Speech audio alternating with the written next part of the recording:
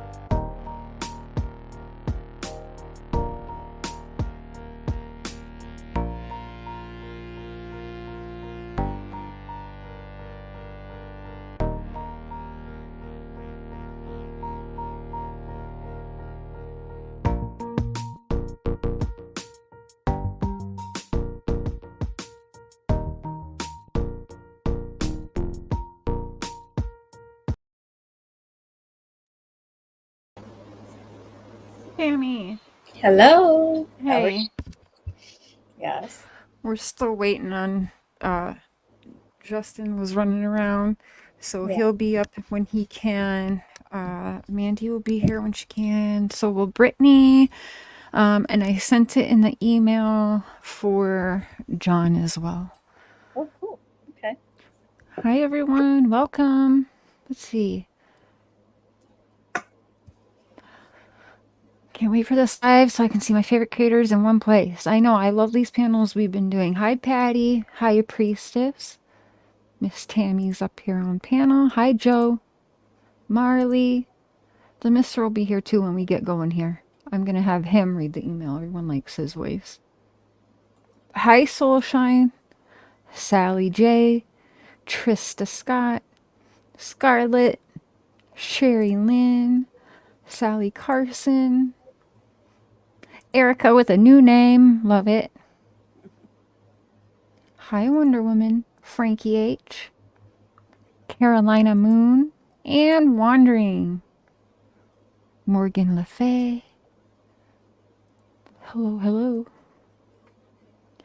Just me.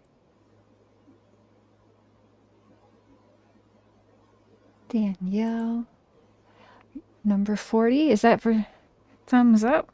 No way. Number 40. Let's see. What does that mean?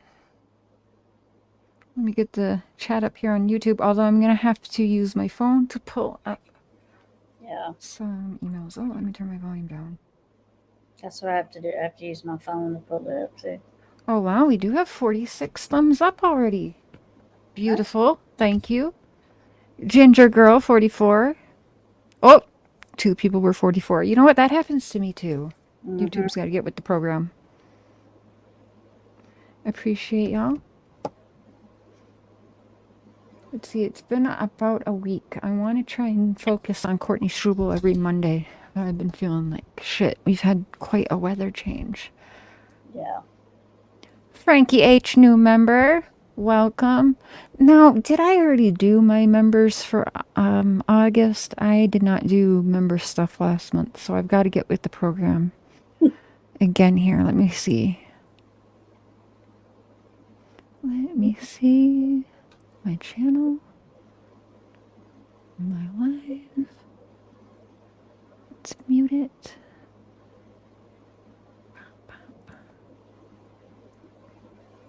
here we go.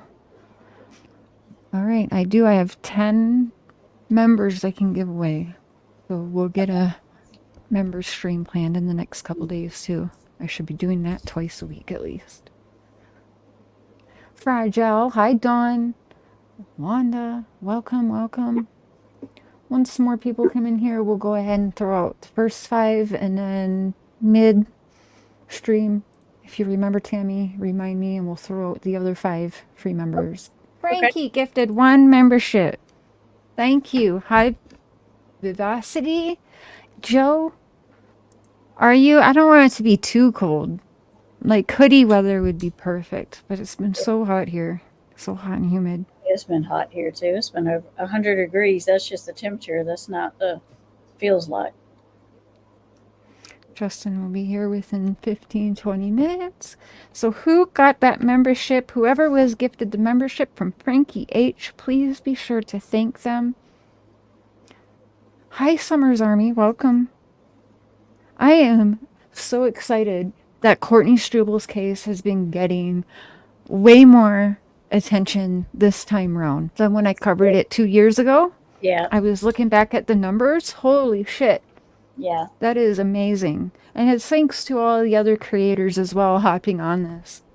And you did a lot of groundwork on it. It was something. Yeah, and we're going to be continuing to do that. Mark Struble's, we've run a few ideas by him, so he'll be meeting up with us again, and he's all for it, so that's been pretty awesome. Soul Shine. It was over 100 here in Louisiana today. Yes, ma'am. Damn. It sure was. Yep. It's been like that all week, though. I mean, that's just our temperature. That's not, feels like. That's the actual temperature. Soul Shine was gifted a membership from Frankie H. Welcome to the Crazy Train, Soul Shine. Choo choo! Ginger Girl, thank you for becoming a member. Welcome to the Crazy Train. Oh, choo choo! Hi, Yor. Ari, Cindy.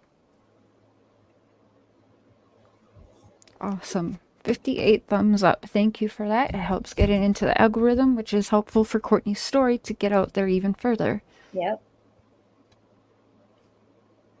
So is it the likes that help you get to the algorithm, or is it the view? The thumbs up, sharing it out, and yeah, the thumbs up, that's a huge help. It's a free way and the best way to help your favorite creators out. If you can't super chat or you can't cash app, that's okay. The best way to help the platform, thumbs up, watch our content, if you can through, play, like for the people I follow, I'll put it on and just like leave it run, whatever. Yeah. But watching it in full is a huge help. Sharing it and thumbs upping it. It's honestly the best way that you can help someone's platform do better.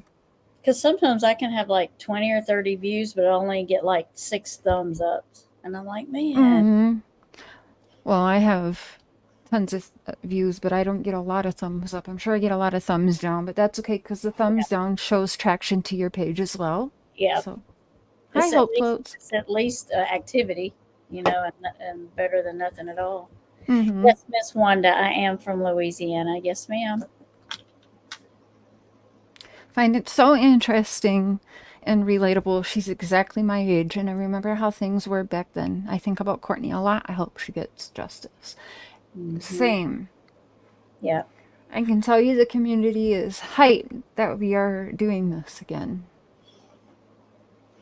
Yeah, that's good that the community wants to get involved too. That helps. That helps a lot because it keeps their name out there. It keeps them missing out there. That's with a lot of the indigenous ones I do. The only thing out there is their wanted poster. That's wanted poster is their missing poster. That's it. Mm-hmm. That they don't have anything else. They don't have like any articles done on them, and it's it's sad because that's all there is. But the more you can put it out there, the more people will say their name, and and it kind of puts it in the mainstream a little bit. Mm-hmm. Hi, Tina girl. Hey, Nanas. Welcome. Daisy Love. So we threw out the first 5 memberships. So speaking about the posters, I've been in touch with Courtney's dad, aka Mark Struble. He'll be here this evening, joining us on panel, and discussed with meeting up with him and getting some pictures together, remaking flyers and all that. So, and That'd he be good. he Yeah, was on board for that. So that's awesome. very good. I like when older cases are covered. I do like to get into the cold cases. It's always been my thing. I used to call myself cold case share. I can't even talk. Has he had people come up to him since you've put it out again and ask him questions, or Not sure, and I'm not sure people would. I'm not sure because he last time, like we talked on the phone. I know he might have graduated now, but he was doing work and schooling and stuff, so he wasn't like out and about too much. But that's a good question to ask him. yeah. Are you brown-eyed girl, Scarlett? I hope they get justice as well. Yeah. And I mean, we keep talking about it. I've tagged all surrounding areas. Let me make sure all surrounding areas in. So let's make sure I did get those tags in there for.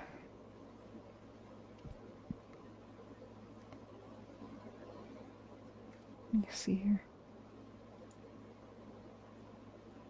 Nope, I want to go over here. Did I get like Saskatchewan? Yep, I got all of them in there. Saskatchewan, Moose Jaw, all the surrounding areas. Good.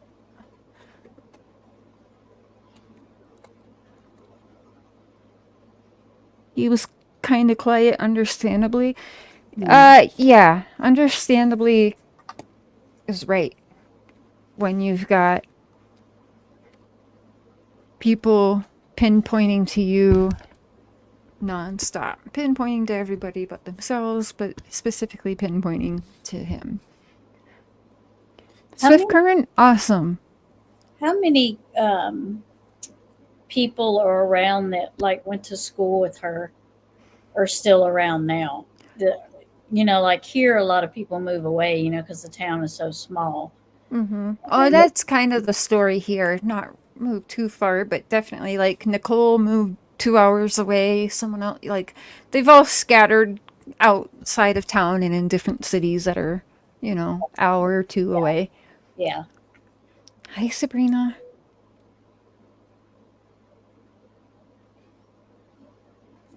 Oh, I invited Ryan Finds Truth tonight too. Oh, okay. We are at 80 thumbs up. You guys are awesome. Nice. Sure, scattered. Yeah, they definitely scattered. They definitely scattered. So while we're waiting, I'm going to pull up. Hi, TJ. We are doing well. We are. Hopefully you're doing well as well. So, let me go ahead over here. Let me pull up.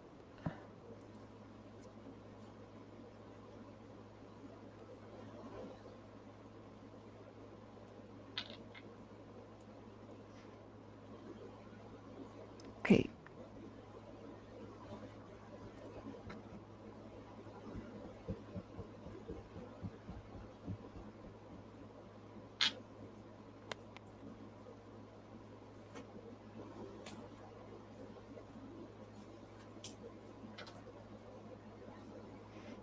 So this was our newspaper, July 9th this year. No, we're just getting started, Ava. Welcome, welcome. This picture here, I don't know why it's so blurry, but this was a generated picture anyway. School picture. Yeah, I think this one was a computer generated picture. Oh, okay. Hi, Lolo. MTB. Welcome, everyone. Thank you for being here. So 20 years ago today, Courtney Struble went missing, a case that remains unsolved but not forgotten in Estevan.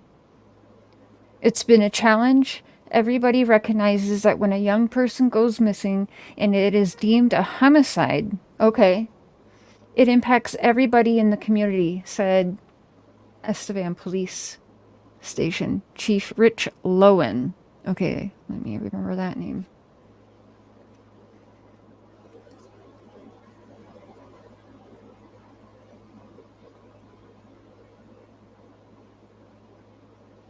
Okay.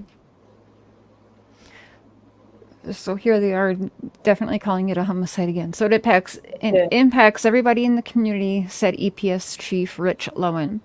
Struble, 13 at the time, and don't forget, you guys, she was 13, and they put her as just a runaway for the first several months until she was actually labeled missing persons. And then it was several years, they said foul play and looking for remains. Now we have here 20 years later where they're using the word homicide.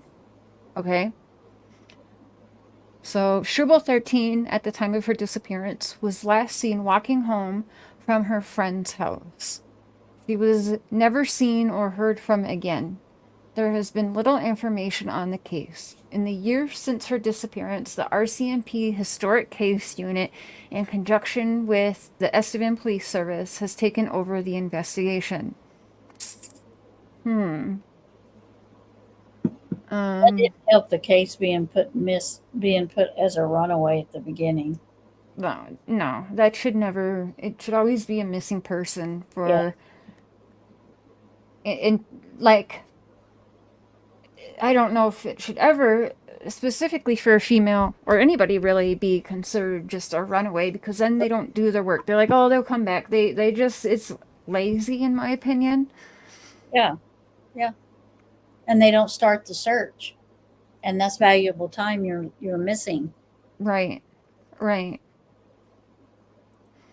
So I'll turn my camera back on in a minute. Here we go. Does that help with the picture at all? Be more clear? Let's see. How can I make that bigger?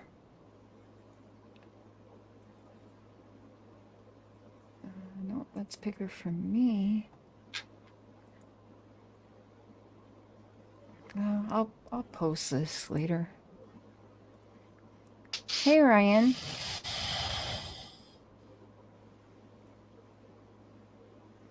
Oh, are you there?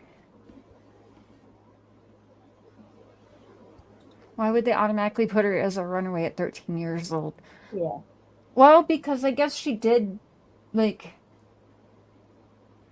run away technically or take off with her friend Nicole before. But even still, I don't think that's right.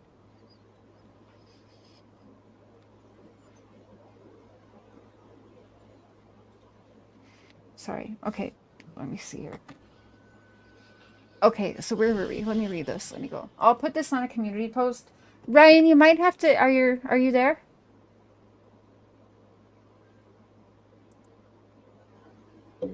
Okay, he's gonna have to try and come back in here. Your sound's weird. 13 at the time of her disappearance, last seen walking home from her friend's house. She was never seen or heard from again. There has been little information on her case in the years since her disappearance. The RCMP Historic Case Unit is working with Estevan Police on the investigation. Lowen explained various areas of concern contribute to ruling a case a homicide. There we go. How's your sound now, Ryan? It's good. Sorry, I was perfect. trying to produce a video at the same time, and I probably shouldn't do that. Oh, I was like, yeah, it was a little staticky. Hi, Just a Girl, welcome. Hey, Ryan. Hello. Yeah, 13's just too young that even if she did take off even once or twice, 13 is very much still a minor. Yeah. And also a danger being close to the borders. We're 20 minutes from the border here, right? So you would think it should be taken seriously as a missing persons from the get-go, in my opinion, because that failed her. Yeah, not investigate it for several months as anything but a runaway. You missed out on a lot. I agree. Yep. Evidence, time, and just timelines and just everything. So Ryan, Courtney's case, July 9th, 2004. For the first like several months, she was actually just considered a runaway. Hmm. And then after that several months, they then said, okay, she's a missing person. Oh, wow, we got the whole gang almost popping up at once. Hey, John, thanks for joining. And Justin. Hmm. I thought, did they said they suspected foul play at some point? They did. That took years. So in 2019, they said it was foul play, and now this update here was just in our newspaper July 9th this year, and they're actually wow. they're using the word homicide. So the articles from 2004 till current date are real messed up. You've got different things of what she wore. You've got different times of the day. You even got different areas they have her last being seen. So it's been kind of a clusterfuck trying to get that all together, which is one of the reasons I wanted to jump in and just get it for myself. So I'll admit I read just 3 articles on this, and one thing that jumped at me, I need to ask you immediately because I don't know how in the world they knew. But Okay. They said they believe she made it to Estevan. Yeah, they said so. We don't know how they have that as well. It's but so weird that they know that. Well, she was in Estevan the entire time. Oh, I thought she went to another. No. She was okay. No, she was in Estevan at the vet clinic in Estevan. She was last seen walking down a street that was, I can't remember what street, but no matter what, it's still all Estevan. Got it. Yeah. Yeah, like her mom lives in a different city that I think is like an hour away or something like that. How far away is Macon? Half an hour? How far away is Macon? 20 minutes. Okay, so it's 20 minutes away, but still she wasn't walking from there. But yeah, no, where she was and where she was going is all the same area, same town, just spitting image from our house, so. And we've taken people out there and done lives out in all the areas, driving all the areas, which we're going to do again here. Maybe we'll do that next week.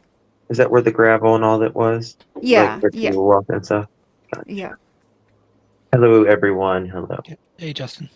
So we got John up here, Ryan, Justin, Mandy. We're just waiting on Brittany here before we pull the email. And Mark Struble will be joining us this evening as well. Did you remind her? I did. I was, well, yeah, Okay. I got to remind her again. You have to remind usually the two of us. Share is the calendar. I hit up everybody in the email, and then I go to everyone privately. Except I don't have a private way to get a hold of Mr. John Q there. Yes, much love to everybody.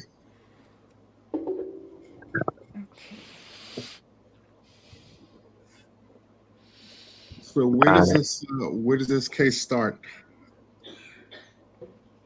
Where does it start? So, it's a cold case. If you're not familiar, it's from July 9th, 2004, John, and Okay. it's from right here where Mark and I live.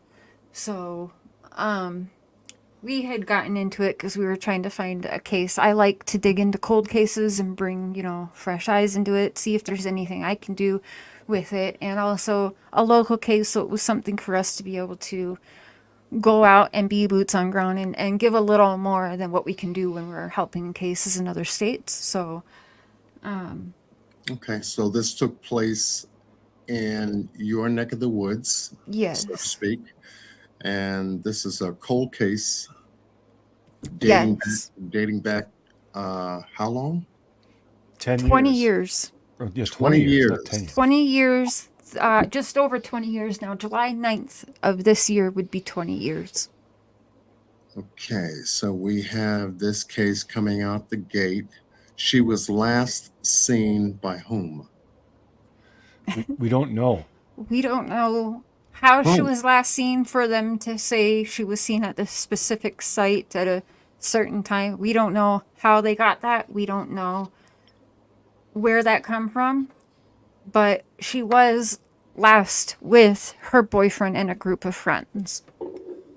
Very similar to the Summer Wells case Oh gosh, when yeah. it's so many times you heard that she was last seen walking away from her house. Mhm. Yeah. And we have Courtney Struble's father here, who just popped in, Mr. Mark Struble. Welcome. Thanks for joining tonight. Hey, Mark. Hello. Hello, Mark. Hey, was Hello. that you at 7-Eleven? I'll never tell. You'll never tell. I wasn't sure, and it wasn't until I got home and I looked at the sheriff's thumbnail. I'm like, that was him. I should have said hi. I feel like an idiot now. Yeah, I wasn't too who- sure if that was you or not either, because you had a lot more hair now. So. Oh, true. He's Yeah, got a lot and more you have hair. a You lot left lost there. all yours. Yeah. So who reported Courtney missing? That's a good. Was it you, Mark, that reported her missing? Yes, it was. Okay, can we kind of go? Let's go how that happened again, just because refresh mine and Mark's memory too, since it's been over 2 years. Can you kind of tell us how?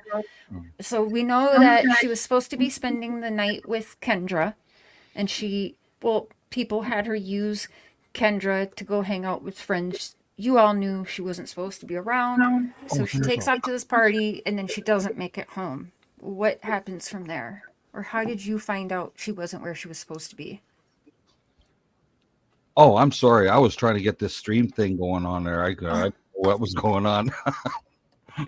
I don't stream, so I'm new to this. Right. Yeah, it's been a while since the last time you were up here too. Okay, what was the what question? Sorry. Can you take us through how it went with you finding out that Courtney was missing and then when you called her in missing?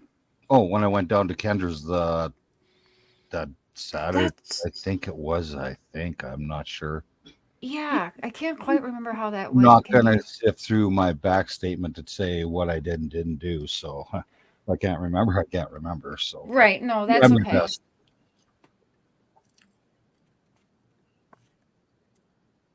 Okay, do you remember so can you take us through reporting her missing? Like, didn't you go to Kendra's and like she wasn't there or something like that?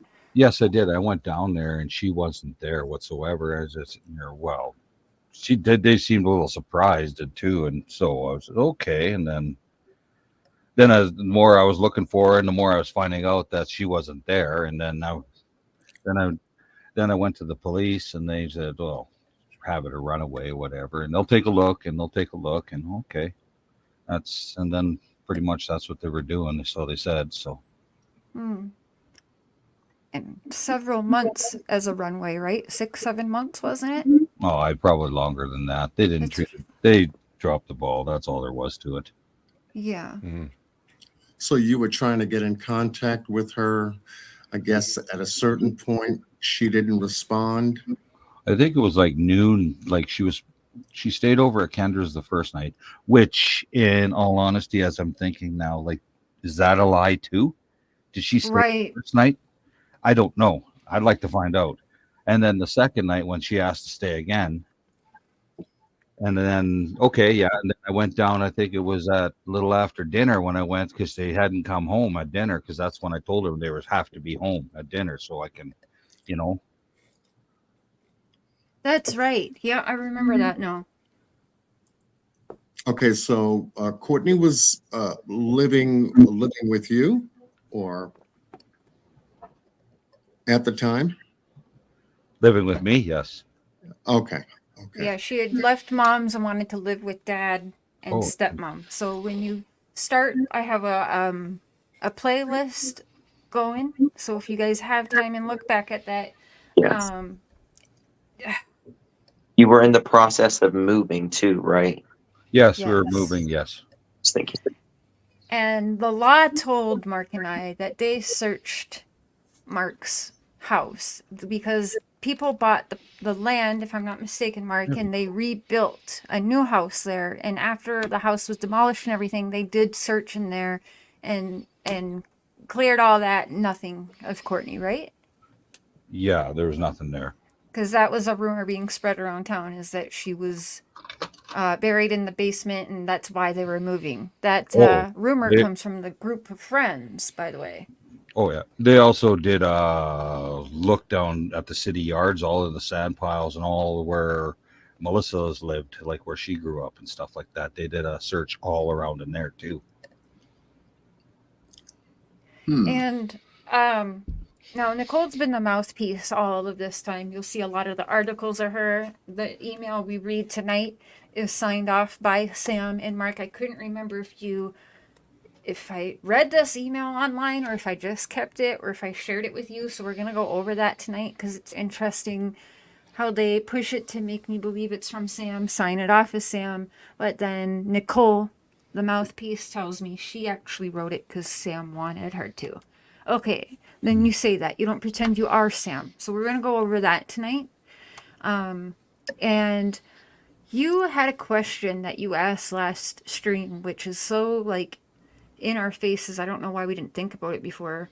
But do you remember the question that you asked? Actually, it wasn't my question. It was Melissa's. Melissa's? Okay, can you run that by us again? Because it's so Well, good. because when she asked to stay the night, right?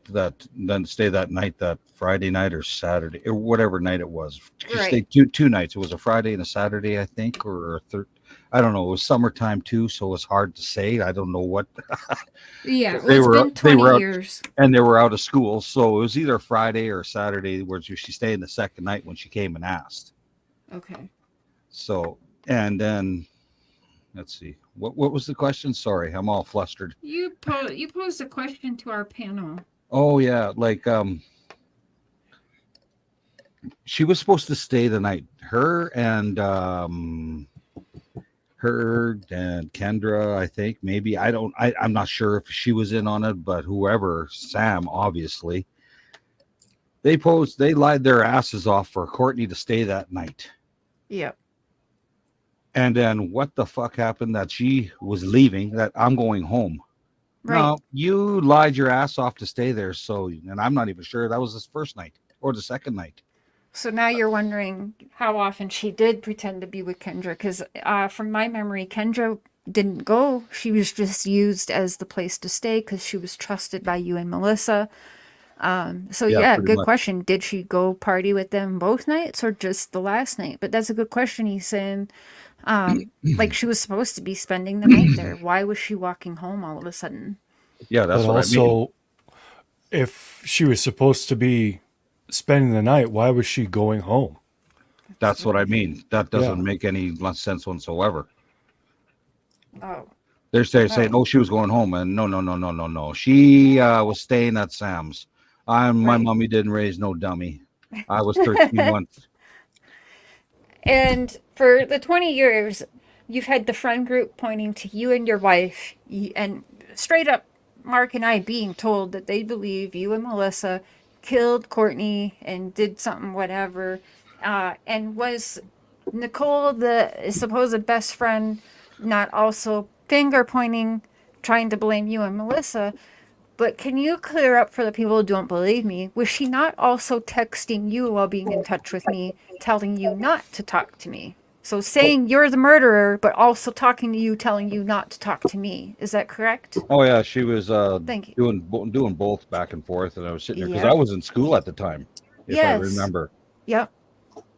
I was in trade school at the time when all this crap was going on. And it was it was stressful enough going to school and stuff like that, try to keep my grades up and then deal with that crap too.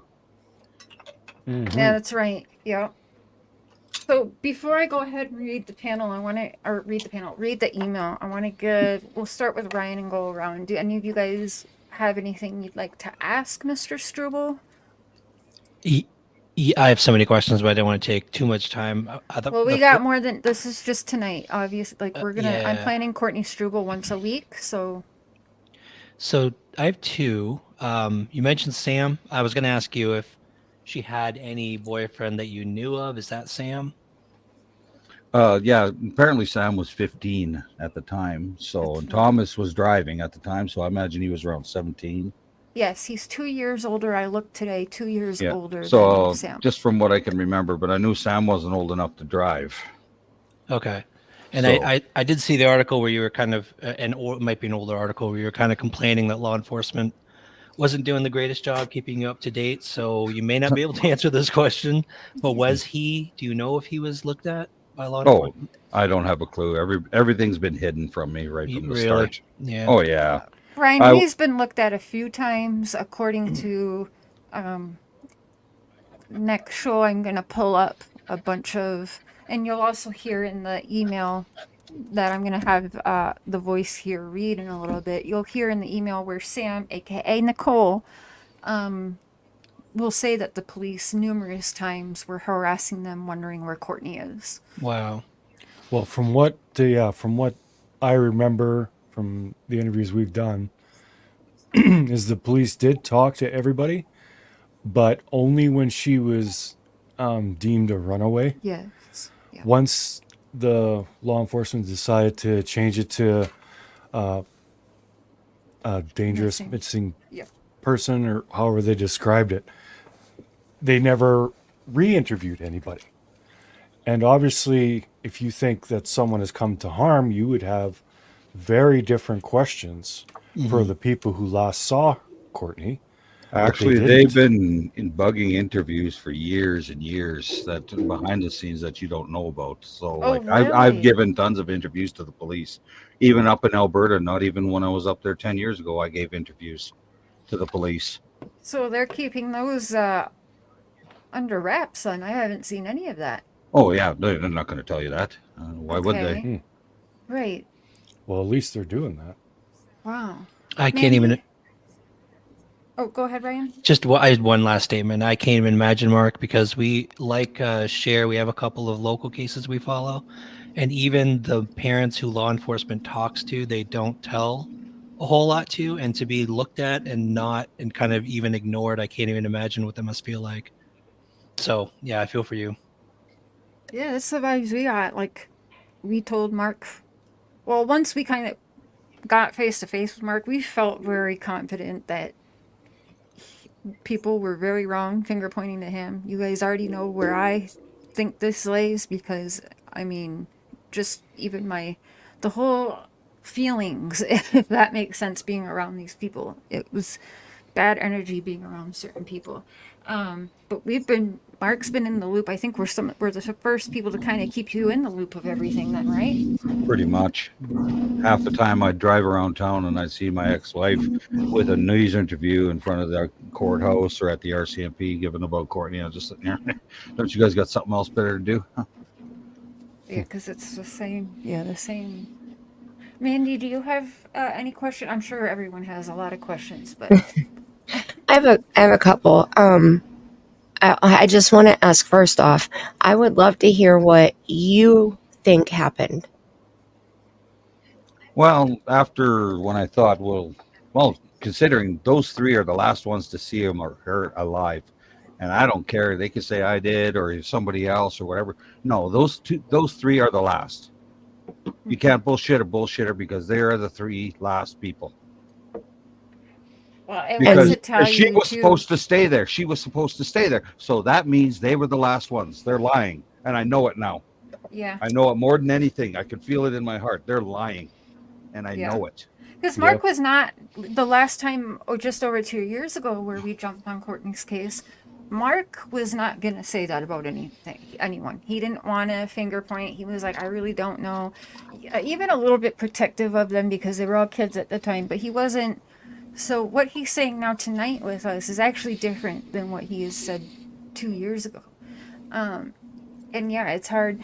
Just think about it again. Nicole is saying this man killed his daughter, but at the same time saying that all loud and proud, going to him privately, telling him to stop talking to Mark and I. Stop doing the YouTube stuff. Mark and I are just making big bucks by talking about Courtney. Oh, well, that's nice of her. So the last three, to clarify for everybody in the chat and myself, were her boyfriend Sam, who was 15, his older brother Thomas, who was 17, and her friend Nicole, who was also 17-ish. Yes. And Thomas and Sam are the sons of the owner of the vet clinic, which is where they were partying it up Yeah. the last night that she was And seen. they addressed the vet clinic and everything going on in there in the email. So Okay. My other question, I guess, hey, Bama. I'll add real quick here. Can you tell us what, I hate to word it this way, but like what your alibi was that night? I know that you were moving in between houses and stuff, but do you remember like narrowing it down those hours that she allegedly took off into the night? Do you remember exactly like what you were doing, where you were? At what time? Because we were moving, moving boxes till about 10 o'clock, and then we sat at the new place. Mm-hmm. And And Courtney knew that. Okay. And they said that she took off from the vet clinic around what time? I don't have a clue. I think it was, they said about 1. Yeah, I don't know. I'm not sure. I can't remember. there's discrepancies, Mandy, even with Okay. like what the law's putting out in articles between 11:30 and 1:30. At night, right? Yes. Okay. Yep. She Okay. wasn't supposed to leave. That's the problem. That is Right. the biggest problem, because I'm sure if a police officer seen a 13-year-old walking in the middle of the night, Yeah. Right. no, something big there. No, that doesn't go. Right. Even in this town, that doesn't fly. Right. Right. No, I've never seen someone walking on that road ever. Day And or I night. appreciate. It's a highway. Yeah. Well, Oh, they'll sorry. see too if they're And young I've too. always said for I've it to seen be them pick that up younger. dark and not a lot of streetlights on the path she took.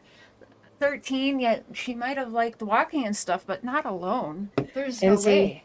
I agree Yeah. with Mark. I think that it's something major had to have happened for her to, Mhm. if she took off, which I'm still questioning if she took off, but if she took off walking that late at night, knowing that there isn't activity on that road, knowing the lighting isn't good on that road, being 13, it had to have been something major that would have made her leave like that, especially after all of the lying that they did to get to have her there. So I'm fully with you on that. It does not make any sense. Yeah. And Should be matter scared one. right. And I'm still 50-50 on if she even took off. I'm wondering if something wasn't covered up, because the boys were the sons of the owner of the vet clinic. So if Yep. something bad happened there, then they would want to be protected and protect their father and all of that. So Well, you got to Right. remember, Sam was screwing around with Nicole too. So what Yes. the hell Yep. happened was going there now.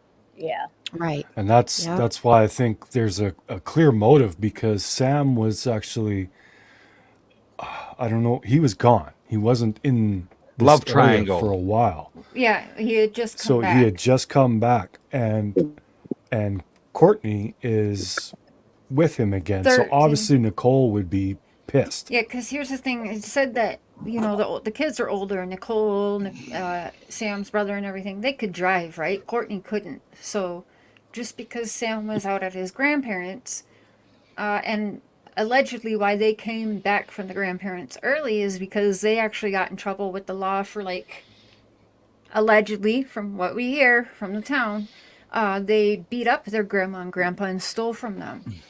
Oh God. Gosh. Yeah, that was Now- Winners. that was bad. You heard about that too, right, Mark? This I'm from this town. Allegedly. I hear all that crap. Yeah, I hear all that crap. Yeah. So from what I Mhm. hear, yeah, it was pretty brutal, and that's why they were supposed to be gone all summer. But that's why allegedly that they were back so early, like July 9th, to get back together with Courtney and all that. So, Cher, and can you again- pin? I have 2 comments. I'm sorry. Before they get too far, Bobby J said, "I just watched the interview that you had about Courtney. Cher, sorry, I needed to watch more about this. My heart goes out to you, Mark. I lost my youngest son 2 years ago. He was 27, though. Oh, My heart goes sorry out to to hear you, that. Bobby." My goodness. And then Sally asked, so why couldn't the brother bring her home if she was actually going home? And that's been addressed, right? that has been addressed. Where is that Courtney. come? But Sally, Sally. that has been, and allegedly he offered her a ride home, And she refused. and she refused because she felt weird around him. Like he So, was one of- creepy, is what girls thought. One of my questions is kind of my side broke up. I think Mandy kind of asked what I was going to ask, but was she seen walking by anybody, like someone driving by? Was there any witnesses that she was walking, We don't know that. like We on the Only road? just know Thomas. she was last seen. Yeah. Only so- Thomas was the only one, as far as I know, would be because he's the only one. I'll drive you home. Oh, why? Right. Okay. And He's a- any of the young people that was there that night, were any of them later convicted of any violent crimes in their while they were very young, especially pre before 25? I don't. Yes. Was it Sam and his brother? I don't know if they were convicted because they were. One was a juvenile. Oh, that's right. But they were Okay, charged. well, not. I mean, so they were charged. Any of them were charged, I guess. We don't know if they were charged. We do know that. Yeah, I don't know. Stuff The like that records flies aren't around available. town. What was that? See, Mark? we have to be careful. Like we're used to the United States laws, and this is Canada, so it's a little Right. bit different for the majority of us. Yeah. So it's not as open in Canada, right? Yeah, No, there's no there's Freedom of defamation Information suits. Act here. Yeah. Yeah, Especially with minors like that. right. But allegedly, so that's what you're saying, basically, allegedly, that there was something that happened. Yeah. Is it pretty much the same way, allegedly, or in your opinion, in Canada as it is like in the United States? That way, you're not like, just saying someone did something. Yeah, Canada actually has more stringent laws on offending people. Mhm. There's a new discrimination law that was put in. I think it was Bill C-10 or something. But they don't really define what discrimination is. It was basically put in so people would have to use the correct pronouns. But it can apply to anything. Basically, if you offend someone publicly, you can be charged. So I'm offended about that. That law offends me. I'm offended I'm as a kidding. Canadian. Yeah. I'm Yeah. ashamed to be a Canadian, actually. Don't let my dad hear you. Actually, He's gonna call us after. you're ashamed of your government not to be a Canadian. Right, the government, yeah. True. As- Yeah. Because the government does not define what Canada is. Did you No. Yeah. have more questions, Justin? Nope, that was the only two that I had, For now? tonight. Okay. How about you, Mr. John Q? Yeah, I had a number of questions going through my mind. The age group of Courtney and the people that she was around. Thomas being the oldest, how old was he? 17, we think. 17, yeah, I'm going on 18 yet. Okay. You all have to remember, I didn't know she was hanging around this age group. Right. Yeah, it was all under your nose kind of thing. Yeah, it was. and Yeah. Behind your back. As far as I know, she was Kendra, and I thought Kendra was her age, in all honesty, because she was small, petite. Yeah, Courtney she looks was bigger than her. Yeah, she does Yeah. look very young. And Kendra was about 17 too. Kendra was the other girl that we interviewed. The Just one for where Courtney everyone. was supposed to be spending the 2 nights But in a row. but when Courtney came to live with me, she was always with Jessica. She was never with Nicole. That's the problem. And then when Jessica right. moved away, and I imagine that's when because that's the only night she spent at Nicole's, and that's all I ever know. But Jessica, I know because those two were the mischievous ones. They were always getting into trouble. Yeah. But they were best friends because they were going to Hillcrest together. Hmm. And I'm friends with her mother, so We'd really like to talk to Yeah, Jessica. we'll have to talk. I feel like she reached out to us in the past. I don't remember now. I'll have to see. Do you have more questions, John? Yeah. So we've got Thomas being 17. You got Kendra being 17. Nicole Kendra's a being- good girl, though. I have to say, like, Kendra is definitely not a suspect, you guys. Okay. No, that would shock the hell out of me. She is. Yeah. She acted like she was 13. Like she acted like Courtney's age. Yeah. And she's very, very sweet and petite. Like there's just Very timid. Yeah, very timid. Like she even, when we were interviewing her, she even had someone come and stay. and watch. Yep. What was Just the 'cause she was girl you nice. was uncomfortable with? Nicole. Nicole. Who she is the self-proclaimed best friend of hers. You remember, she couldn't remember the last day she hung out with Courtney, to knowing she fucked up because Nicole's cousin was my manager for a hot minute, and she told me my cousin was with Courtney the night she went missing. And all the time before hearing that, come straight face to face in person from Nicole's cousin's mouth, she knew she was fucked, because she told us the entire time she couldn't even remember, and even said like maybe it was a week before she went missing. And then the timeline kept changing to when that slipped out of her older cousin, who was my boss's mouth. I was shook, and she fucking knew it. So then that's when I was like, okay, like it's already said you were there the night she went missing, so what time? And then that's when she breaks into the story that, okay, I was with her that night, but at 7:30 p.m. I went off with a different group of friends. She went with Sam, and then like basically multiple people broke up into multiple friends groups, and everybody scattered like and went all different ways allegedly. And I wasn't buying that for one fucking minute. Because why did you just lie and act like you couldn't remember the last you're time you lying hung on out that. with You're your best lying on friend? anything else. Exactly. Yeah. And speaking about her lying, you'll see in this email just how far she'll go.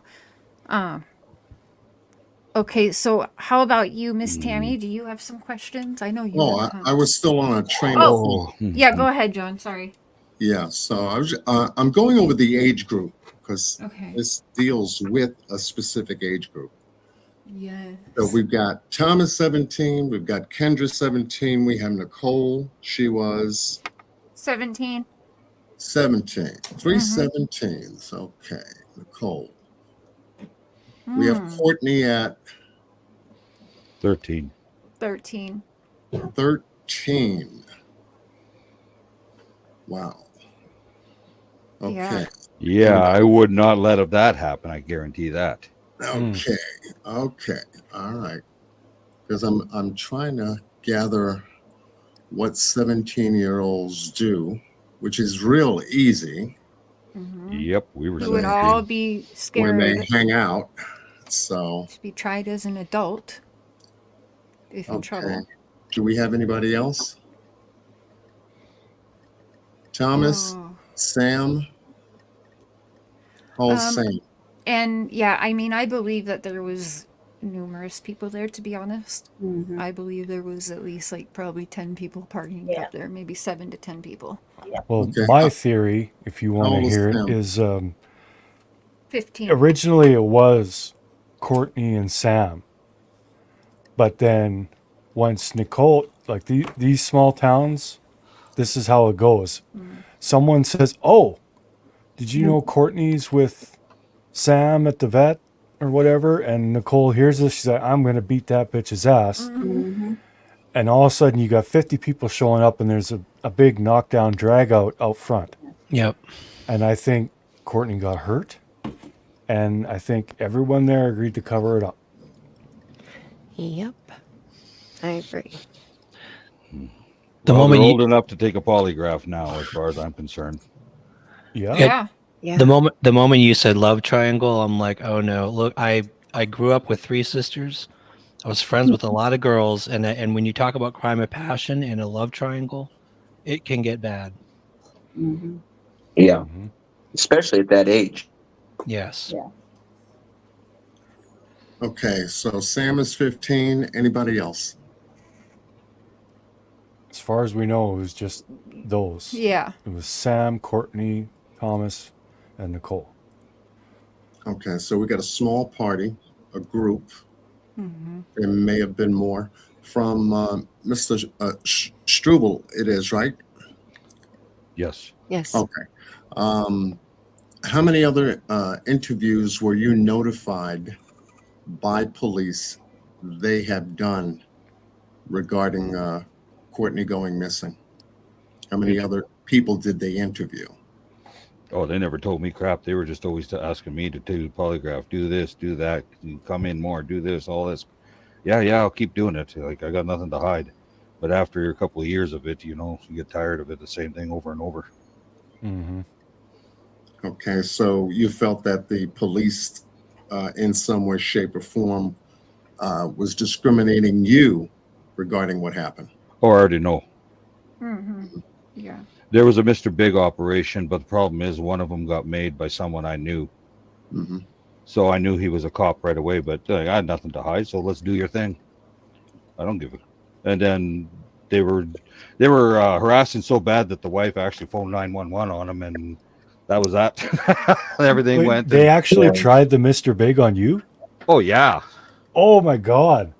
Oh, yeah. No, they took me out to Vancouver, all that crap. They took me all over, do stupid stuff. Oh, yeah. I thought it was funny as hell. For those of you who don't know, there's a thing in Canada, and I believe it's still legal to this day. They call it Mr. Big, where these cops will take weeks or even months pretending to be criminals. Yeah, gangsters. They pretend to be under they'll- gangster, yeah. Yeah, they'll give you tons of money. They'll take you places. They'll do all kinds of stuff. And, they'll just try and get you to somehow sneak out some information. They did that with, just we like watched that on Netflix. undercover. Was that It's like two an boys undercover. killed the whole family? Right. Yeah, it was all undercover. But the thing is, like, the one guy, as soon as they seen me with him, he says, "Man, that guy's a cop." I know, because he tried to bust me. So that's how I knew. Then I knew all about it, and then Melissa got the one there to just say, "Yeah, it's a sting operation," and then she phoned me. I said, "Yeah, we knew it was the whole time." It was kind of funny, but like, I made a lot of money off them. Well, that's fair. I'm an entrepreneur, not dumb. Hey, Brittany. Yeah. They shouldn't have waited almost a freaking year and say she was a runaway. That's Right. terrible. Right. Yeah. To do that. That was the Estevan police, though. That wasn't. It changed when it changed to RCMP. Everything changed. Okay. Yeah. That's interesting because I took a job here in town where I was given an NDA form to sign that basically was in place to silence workers from ever talking about what we witnessed the RCMP do while at that place of business, is all I'll say. Well, it could have been the city ones, too. Well, all of the law. Yeah, all of them. I love watching the Fifth Estate. You know what the Fifth Estate is? No. Yep, I do. That's a long Yes, you time do. ago. It's Canadian. Oh, they're still on. They're on YouTube still.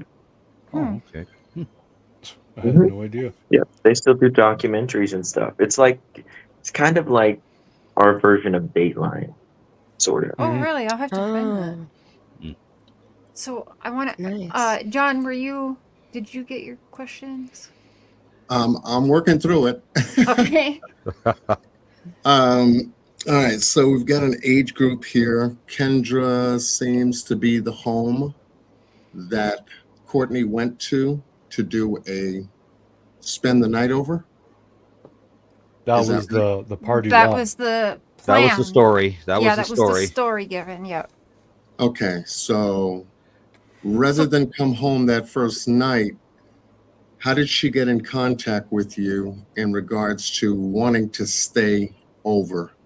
She came home at dinner time the next day and asked. Yeah.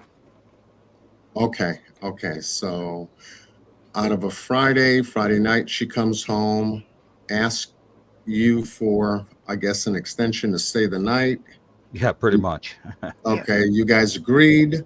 Did she take anything with her? A bag? Because females do pack a few things. I think she might have had her stuff down there already or wherever, She thinking did. I'd probably, because I said, yeah, because we're moving and, okay, you want to be your friends. It's summertime. I don't want, okay, Yeah. fine. You want me to keep you at home moving? You'll hate me forever?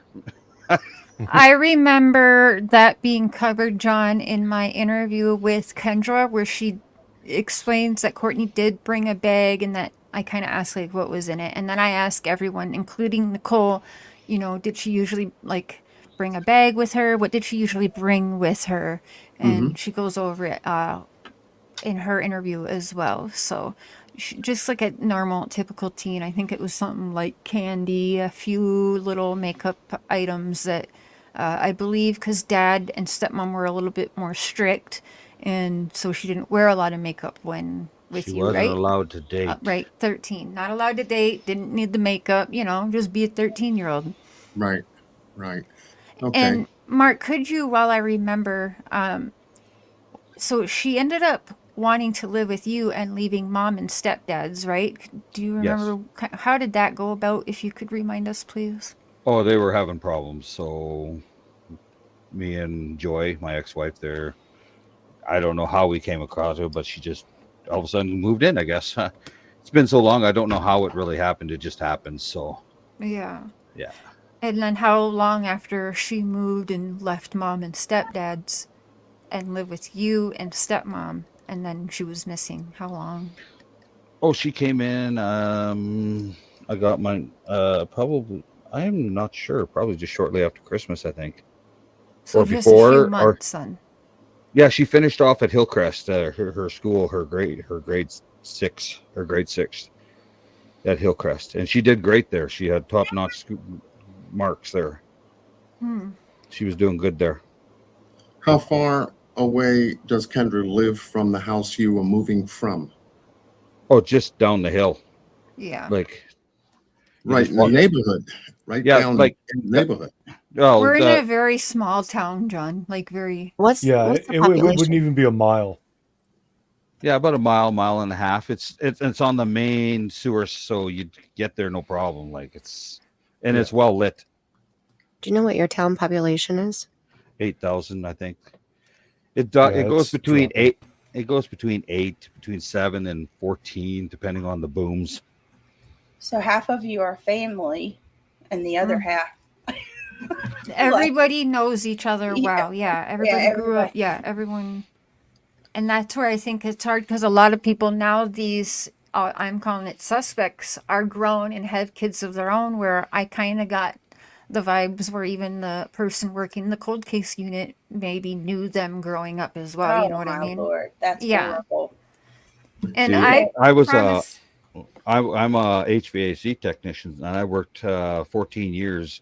I was in almost every home in this house. I was the main service guy for this town Wow. for many years. Mark Great. pretty much too doing cabinets and shit. He's like in everybody's homes. So see that's amazing to me because on one side you would think that would 20 be years, yes. that would be beneficial, right? Like knowing everybody, people would be more eager to help. But I went from, an average guy, hardworking guy, to a family man, to screwing up and going to jail, being a criminal. And then this happened, and, it's been downhill, and I'm still here, but that's how it goes. well, we all make mistakes. Did Courtney ever mention to you the reason why she wanted to come live with you as opposed to her living with her mom? Or Her and her mom weren't getting along anymore. Like, did she ever tell you the reason, what that was? oh, she probably did, but I can't really remember, and I don't even know if it's the truth, in all honesty. Wasn't it something to do with the stepdad or something? I don't know. I think. I don't know, in all honesty. She was a teenager, and obviously she thought she was older than she actually was. Right. Yeah, right. And that's kind of like daughters and mothers do get severe, like they go through it for sure, especially around 13 is about the age yet. Yeah. So That's and they hard. might think, it's more fun at dad's. I'm not blaming my ex-wife for anything that happened there, whatever. Courtney's a teenager. Shadow's a teenager. We had problems with him when he was going through his phase. It happens in every teenager. And Yeah. that's another thing, you guys. People peer put Courtney pressure. off as a runaway, and like they still like, well, this specific friend group was like, she could come back anytime. We expected her to come back like at around 30. And it's like, if she did that, she would 30? absolutely be in touch with her brother Shadow. Like, if she was gonna run away, Shadow would be told about it. Like, that's how close. Am I correct, Mark? Her and Shadow super close, right? As far as I know, yep, they always had each other's backs. That's But what how does, everybody told me in that, I town. mean, does that really even sound from 13 to logical? 30. And yeah, that's a weird thing to No, say. Yeah, but no, they've told us some weird shit. from But 13 to 30 is that's crazy. that's like let's Mm. be honest. Every teenager goes, for the most part, goes through a wild phase, right? But Yeah. even with that, she's still a kid. You know what I mean? Like, Yeah. if she ran away, that would be fun probably for a week or two, but she'd be ready to come home. And Yeah. Yeah. Yeah, the fact that they're they're big so and bad until it weird, happens, and then they're like, yeah, oh, maybe it's not as so great. Yeah, Yeah. I it's miss Exactly. my it's Especially called at brother. lessons. 13. Yeah, it's called lessons for Nicole, sure. I mean, the Nicole only had way you're said, going to be going that long for 20 years, right, is you're being held against your will. You don't just show Exactly. back up in your town one day unless you're like you're being held against your will or something. You just don't come back and start a hey, Right. how y'all been? Yeah. Mhm. Nicole was trying to push the narrative that, if I remember correctly during your interview, that they were waiting on Courtney to come back after she had turned 18, There, yeah. and that Yep. she had just ran off because she wanted to be her own person, do her own thing, and come back 5 years later like, hey, I'm back, just like Justin just said. That it doesn't make sense. That does not We're make any gonna sense. go over. I saw in chat 100 times. We'll deal with the fire pit. Will be next show. I've already been looking. Yes, I went through people's Facebook pages again today. So That it, situation with Nicole, listen, I'm new to this. yeah. We're coming along late in the game, but she made me very angry. I'm just going to be honest with you. I interrupted Cher so many times watching Yeah. her No. interview. Something wrong. There's a feeling. There's a feeling You could with her. see Yeah. it. Yes, Yeah, you could yes, see it yes. even just in the camera how I felt. Oh, Like you I could was. feel it in that room. Yep. It was. Oh. Yes. Cut it with a See. knife.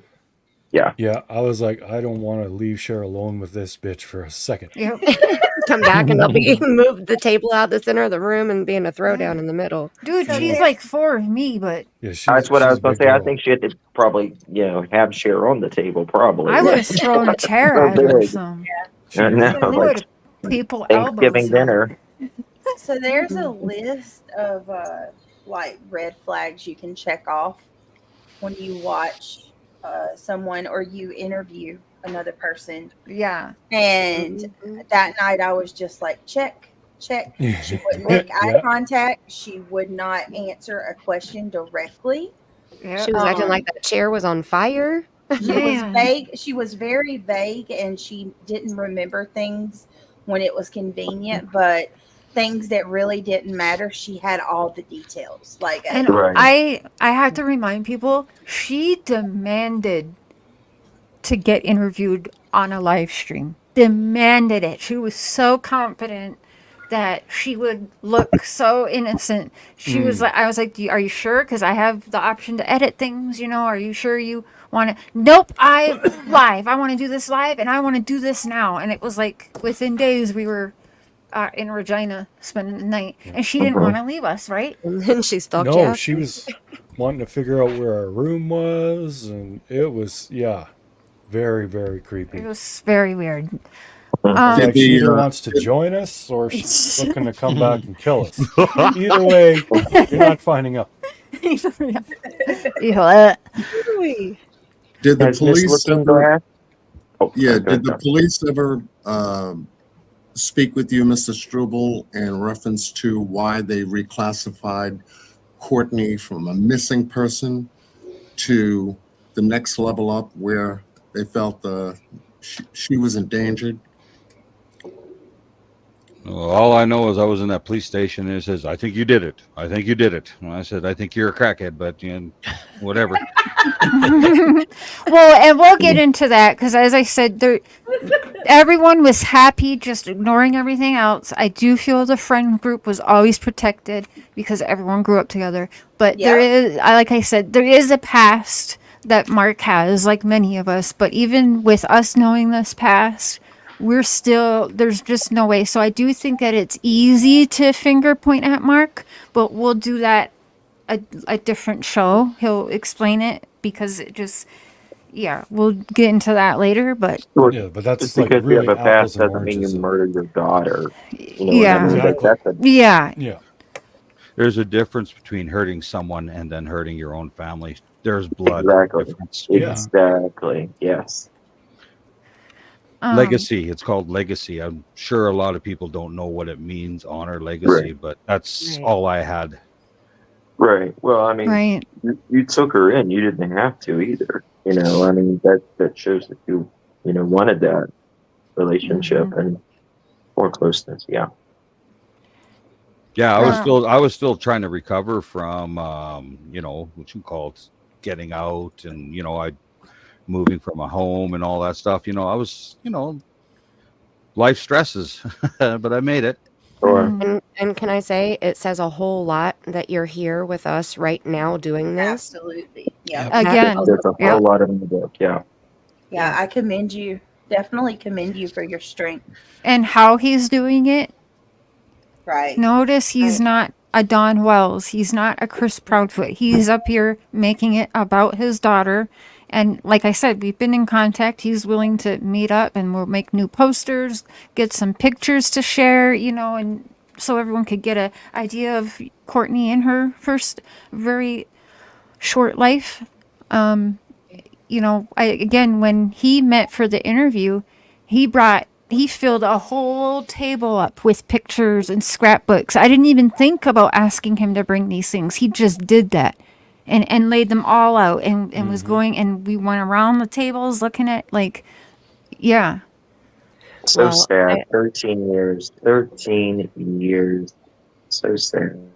I know a lot of people in chat are thanking you for being here, and I know that we thank you for being here and doing this to learn about Courtney's story and share her information as much as we can. So thank you. Yeah. Absolutely. Absolutely.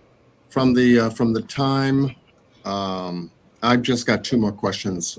Okay. I'm just Fire building. away. You always I'm have just good building. questions. I'm always constructing. I've got a constructive. And reminder, please look through the playlist. I've added everything. I'll add this in it tonight and go back. I've retitled some of the lives so you can figure out easily what's what. And when you guys have the free time, right now there's not much new to report anyways in Summers or Sebastian's case, just a bunch of fuckery. So I invite you guys to take a little bit and throw up something and listen, or for the next show. And I've been dropping that link in the chat so people can Thank you. bookmark the playlist for later. Okay, go ahead, John, and then we'll get to Tammy and Brittany's questions, and we're going to read the email that came from Sam, signed off by Sam, and allegedly come out when I told Nicole, your email's written just like his emails. I know you wrote that. And she said, yes, that's right. So that gets weird, too. There's just more manipulation and lies. But all right, go ahead, John. Okay, thank you. From the time she moved in with you till the time she went missing, how much time are we talking about? 6 months, I think. 6 months, half a year. Okay. Yeah, so it was July. I think she came just right after Christmas or before Christmas, before or after. I'm not too sure. So about 6 months. Okay. And how recent was the last report now being reclassified a homicide that was brought to your attention? How long ago was that? Years ago. Okay. Yeah, 2019, if I'm not mistaken, is when they finally started putting it as 2019? Yeah, from my research so far, I put it at about 2019 before they started mentioning it being anything else. Okay. Everything I know is probably hearsay. So because I hear it from other people, I don't know. Me too. Yeah. Have you ever requested the full police file on your daughter's case? I wouldn't even know who to begin to. I've been shut out so badly. So if I can help you get that, would you do that? Actually, like you said, I was actually thinking about contacting a lawyer eventually here and just see what the hell's going on. I don't know what to do. Okay. Yeah, because we have here in the United States the Freedom of Information Act. Yeah, we don't have that in Canada. Okay, not in Canada. Okay. Would there be a way that you can get a copy of your daughter's case file? Probably about 20 years from now. Well, he might be able to because it's in the hands of the RCMP cold case division. It's not called cold case, but it's whatever division of the RCMP handles these old Yeah, cases. that's a good question. They're the ones who have the file now. Yeah, I can call and see how that would work for you, Mark, and I don't know. yes. Are they still listening to your podcast about it, or I'm what? sure they are, but Yeah. she did go from wanting to interview me or interviewing with us to not interviewing and basically telling us that they're so swamped with cases that, they just didn't really know how much they could do here. So, Yeah. But you're entitled to that information. that's what I would think as a parent you should be. Yeah. I mean, Well, you're still without a family member in your household. You want to know what happened to Courtney. Actually, it's probably broken up the family more than that. Like I can no one talks to anybody anymore or anything. Like me and my son and grandchildren are pretty much estranged too because of this garbage. That's awful. Yeah.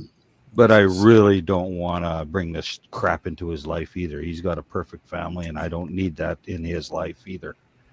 Right. Yeah. Right, but this would be information specific to you. Yes, yes. For your own, as a parent, for your own personal knowledge, to at least know when the law enforcement activity started up until they did this, reclassified, then they did this, reclassified, and so on and so forth, up until 2019. Now, you need to have a reason. I mean, to me, as a father, as a parent myself, you need to have a reason as to the reason why they reclassified it a homicide. What evidence? Yeah. It tells me evidence is telling them something that they are legally, by law, reclassifying into a different category. Absolutely. You see Yeah, what I'm that's saying? true. So now you're calling it a homicide. Can you tell me the reason why? Mhm. What evidence supports your claim of now this being reclassified as a homicide? Well, they reclassified as a homicide, then they came after me. That's what they did. Oh, yeah. Okay, well, now that you're clean, where's the other evidence? Am I? That No, don't I know. wouldn't say that, John. No. No, I They- wouldn't say no. They still haven't cleared you? I got the feeling from the agents in the cold case unit that I got the feeling they were just happy thinking that Mark had something to do with it and basically Well, I hope it's a Well, wrap. I would say shit or get off the pot. Right, That's what I would tell them. exactly. But here the people are so corrupt as well, you guys, that they could try and get him in trouble for anything, which I think that's why Oh he's a my little bit. God. Yeah, I mean, we see it here all the time. So, and they fucked with him a lot, but it's not just him. This is just how how the establishment is here. Again, I had to sign an NDA so I wouldn't discuss what I witnessed these people doing in the business I was working for at the time. So, they are very much so I can see why a lot of men you'll hear around here kind of just don't engage with the law here. Well, I appreciate Mr. understandably Struble so. for joining us on panel and allowing us to, for the most part, bring some questions, put them on the table, take a look at what 20 years of case resolve or resolution is still on the table, because you still, as a parent, need answers. Mm-hmm. I would never give that up for anything in the world until I got it. Period. Absolutely. Mm-hmm. Period. Very well said, John. That's just you as a human being. You have a spiritual side to you. You've gone down the road and then some to know right, wrong, good, bad, evil, and so forth. You've seen the world through a different perspective. And for you to be a part of tonight's panel, for Mark and Cher and the rest of the content creators up here, I commend you, and I compliment you on doing just that. You know, stay on it until you get your answers. Hmm. Mhm. That's to rest your spirit. That's to put your spirit at ease once you get there. Right. Good You're advice. absolutely right. So, before we get, Tammy, do you have anything you'd like to ask Mr. Struble? Yes. I have Hi, Mr. Struble. It is nice to meet you. Hello. I'm very sorry about your daughter. I wish we had better answers for you. Hopefully, we can find something out That'd or be nice. push it along so somebody will start talking, you know. I just have, you may not know the answers to this one, but was the vet office, was it active? Like, was it still like seeing animals, or was it closed down? Was it in business still, I guess? Or was I'm it not just sure. is there somewhere they met? When Courtney went missing, was the vet I wasn't living there at the time, but I am Oh, we can't hear Mark. 90% sure they were still I open. think he's asking somebody. Oh, Yeah, I'm thinking it was. There we go. I think because I think he still had nurses in that. I'm pretty sure, and I Okay. think his wife was running the business or something, maybe. Or I don't know. I'm not sure. Hmm. That was a long time ago. Holy. yeah. It might have been closed temporarily because he got sick. Yeah, he he was was in the the hospital. town vet, but he got sick. I think that gets covered in this email here that Mark's going to read from Sam, aka Because Nicole.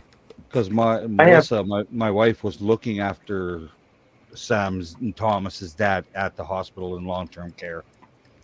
Hmm. Oh. Did he end up going back to work or did he pass away or? He passed away. Yeah.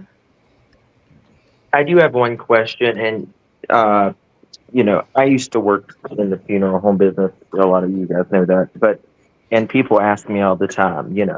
It's people's like, oh, well, could somebody cremate? And I'm always like, no. But in this case, did the vet have a animal incinerator? Yes. I don't know.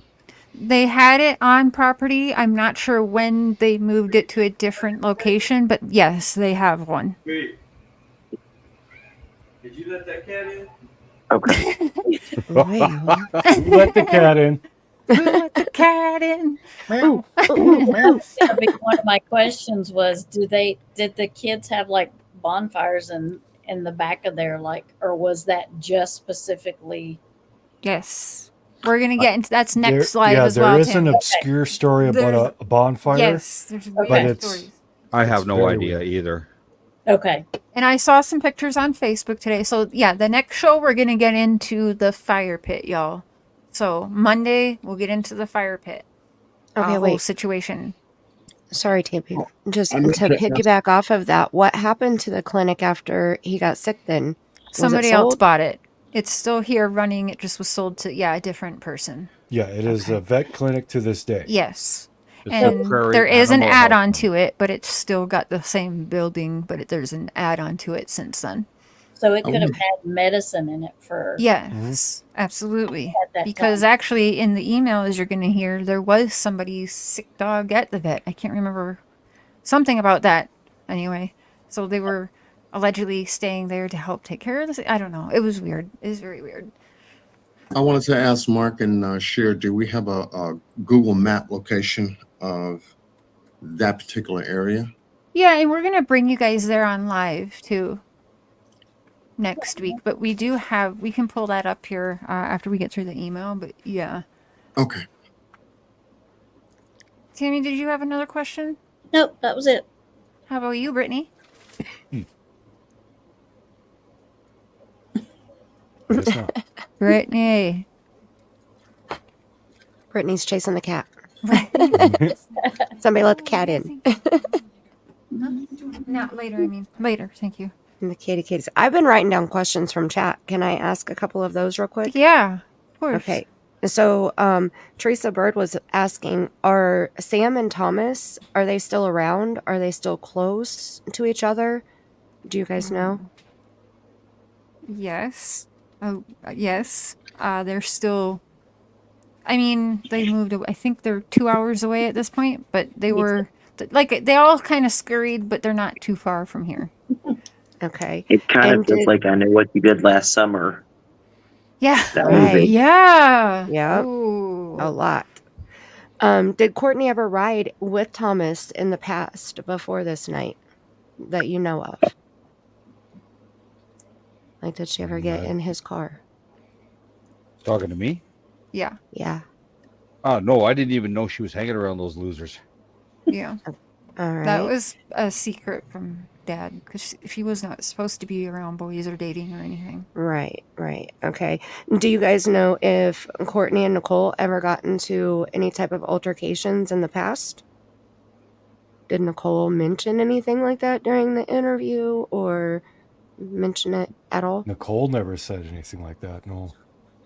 I'm sure it was all puppy dogs and rainbows, right? Mm.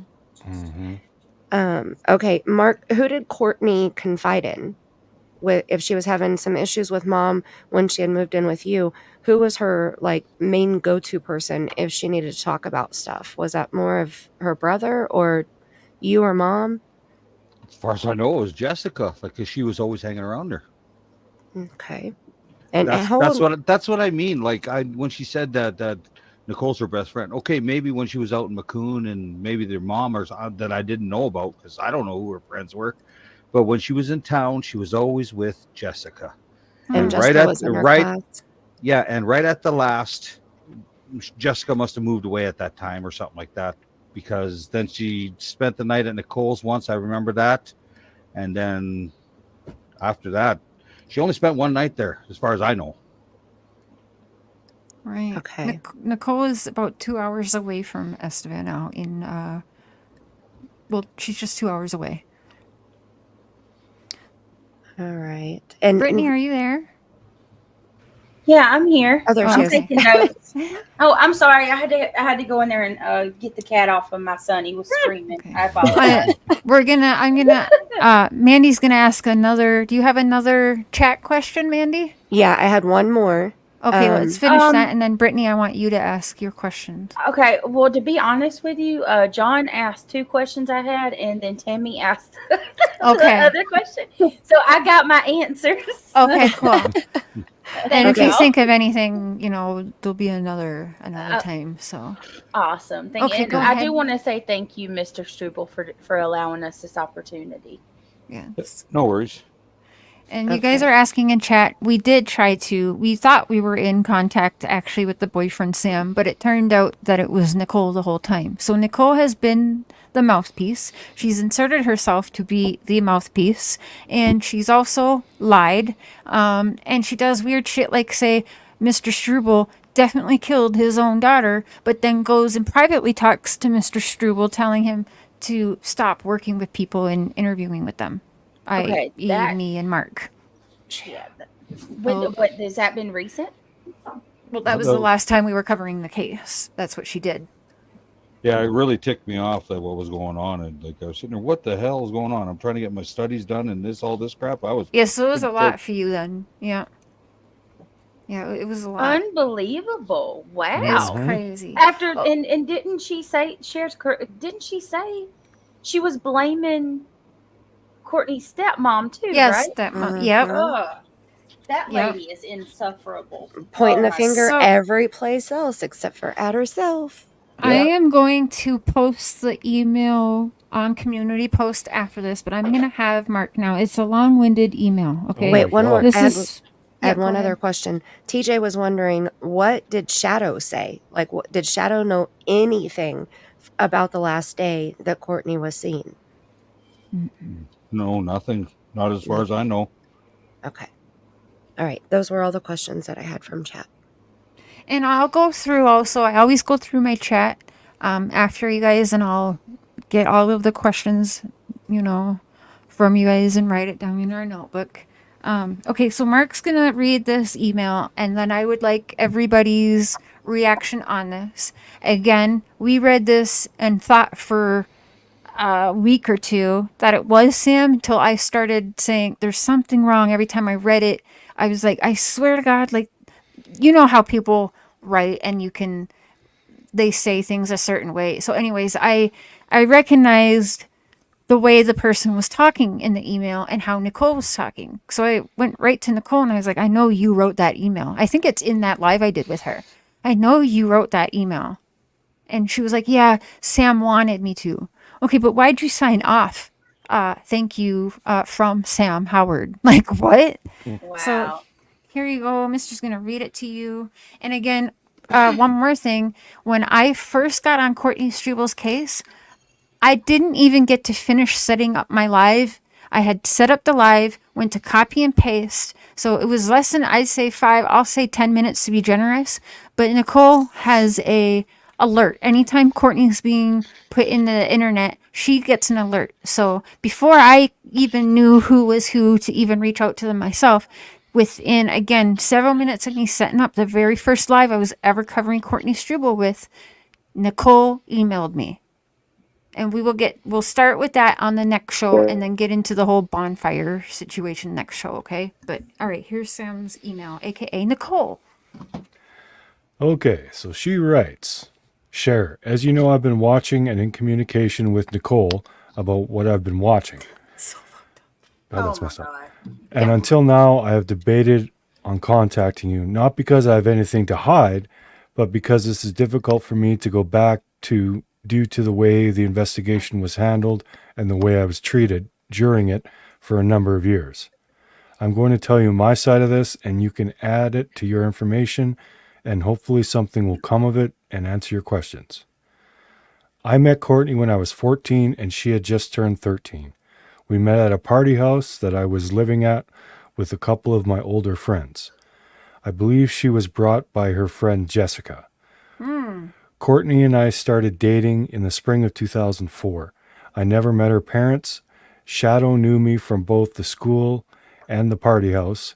By the time we were dating, I no longer lived in that house. June 4th, I turned 15 years old and was sent to my grandparents' farm 2 hours away for the summer to work. Courtney and I made the decision to break up for the summer as we would have no way to communicate. I never had a phone number for her, and my grandparents didn't have internet, so there would be no MSN. We agreed that when I returned, we would meet up and see if we wanted to get back together. I left fully not expecting to see her till school started in the fall. On July 6, 2004, my father had a stroke that left him with no short-term memory and unable to walk. He was hospitalized, and he would never leave the hospital again. This cut my summer job short, and I returned to Estevan on the 7th of July. My 2 older siblings came and got me. I do not have much recollection of the 8th. I know I spent a good portion of it at the hospital with my family. I cannot confirm or deny if Kendra and Courtney did come over that night, as I do not recall. It is possible that at some point between the 7th and 8th, we talked on MSN and got told I was back. July 9th, I went to the get-go that evening. It wasn't at noon because I wouldn't have been able to spend the day there. The get-go was kind of like a little hangout in town here. Just for you people, so you understand that. I believe it was around 7 I arrived and we hung out and talked to the group that was there for a bit. While we were there, Courtney and I decided that we were getting back together, and we decided mutually that we wanted to go watch a movie and spend some time together. We walked back to the clinic together. And yes, we would have walked right down Main Street, through the valley, then cut through John Deere and come through the trees at the back of the clinic. It would have been a 20 to 35-minute walk. One that I had made many times. We got there sometime around 9 or 9:30. Can't recall exactly when we left the get-go, but we walked straight to the clinic. The clinic, as you know, was a family-run practice that had makeshift living quarters set up in it. In April that year, my father had his stomach stapled and was living at the clinic because he was too weak to do the stairs at our house. At that point, we weren't even really open due to his health. There was a couch set up for whichever one of his children was there to assist him because he basically needed around-the-clock care. When we got to the clinic, I do not recall if I saw that my brother was there or not. We went into the large animal part of the clinic where the TV, couch, and VCR were. We chose a movie, The Core, and cuddled up on the couch and started watching it. As you can see in this email, I had a pretty draining week, and that is why I made the mistake I did. I fell asleep during the movie. I recall her waking me up when it ended. The credits were still rolling. She said she was going home and that she would see me the next day at a friend's. I think it was Nicole's. Hold on one second. So again, that brings me back to what Mr. Struble questioned our panel last week. Why was she going to walk home? She had already got the okay to spend the night and left Kendra, like used Kendra as the alibi or whatever for the overnight. So Courtney was supposed to be spending the night. As far as she had just, remember, gone and asked her dad for another night. Yeah, she wasn't supposed to be heading So home. why was she heading home? I'm wondering if the police actually figured that one out too. Like, did it escape them though? Like, she was supposed to be staying at Sam's that night after she lied about, Right. Mm-hmm. or did they miss that too? Like, oh, duh, oh, sorry.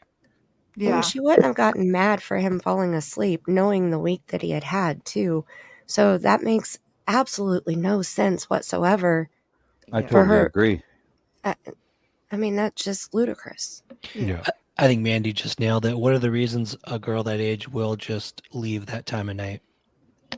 Right. Probably a fight, right? A fight. Mhm. Something bad happened to me and I want to leave. Yep. Yeah. If she left.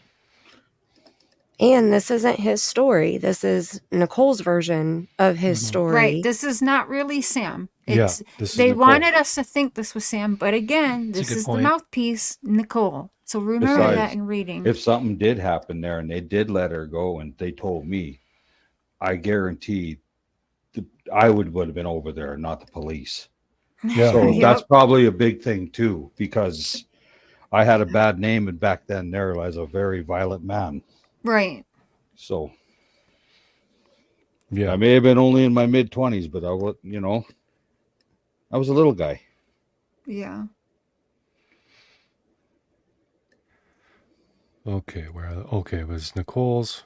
She then kissed me and left. I don't even think she made it out the room before I was back asleep. Thomas tells me that he had tried to wake me up, but I wasn't moving, which is when he offered her a ride. She turned him down. This was most likely because she really didn't know him and she was most likely scared to get caught. That makes no sense at all. They didn't And want him driving her home because Mark wouldn't have allowed that. There would have been an issue because she wasn't supposed to be with those people, especially boys. Right. And earlier in the email, Nicole, as Sam had said, he didn't remember if his brother was already at the clinic when they got there, Mm-hmm. but now he is there. Right? Is that right? Okay. Yep. Okay. That's weird. Go ahead, baby. Yeah. You would think the police would pick up on this type of crap that they're in the statements. Right. Yep. They're These supposed to red be flags. sharp, remember? Yeah. And they said if we found anything new, that they would reopen the case. And wouldn't you say we found a couple things, Mark? Even from Nicole lying about where last time around her? Well, the fact is that she was staying the 2 nights there or 1 night or whatever. I don't know, but she was supposed to be there that night. Something happened. Either they didn't allow her to leave or they allowed her to left and chased her down and something happened, or she never left there. Right. Because I'm pretty sure they would have figured out if she came home and whatever has happened there and she told me, I would have flew off the handle. I would have kicked in the door and I probably would have did some pretty horrible stuff. Yeah. I'm not even going to lie about that. Like, that's my daughter. Well, yeah. Right. Yeah. That's how we hope fathers would talk when their daughters. You know what I Right. mean? So don't feel bad Right. about that. Yeah. No, like I'm going to show up, knock politely, and hope to have a meaningful conversation. No. Right. Where the fuck's my daughter? Exactly.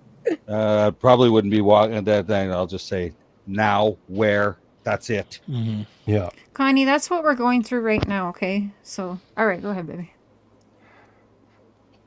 Okay. I cannot recall when I found out she was missing. I don't recall if I went to Nicole's or wound up doing something with my family. I do know that it was my friends that told me.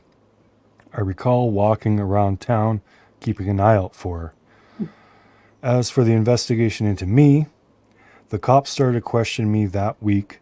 I told them exactly what I told you in this email. It wasn't a quick investigation, or at least to me it didn't feel that way. The city police took every opportunity they could to show up at the clinic and search it. I know they did at least one day search there when the staff was there, but mostly they did middle of the night searches, usually when there was no adults present. I remember one occasion I was asleep on the floor and woke up to a police officer tapping me with his boot. Another night somebody shot our dog with a pellet gun at our farm, and while we were out searching for him, the RCMP saw me walking through the field. I remember seeing the car slam on the brakes on the grid road, shine a spotlight on me, then turn on the sirens and back up, then come into the yard. Mark, The can you sticks in pause my- for a second?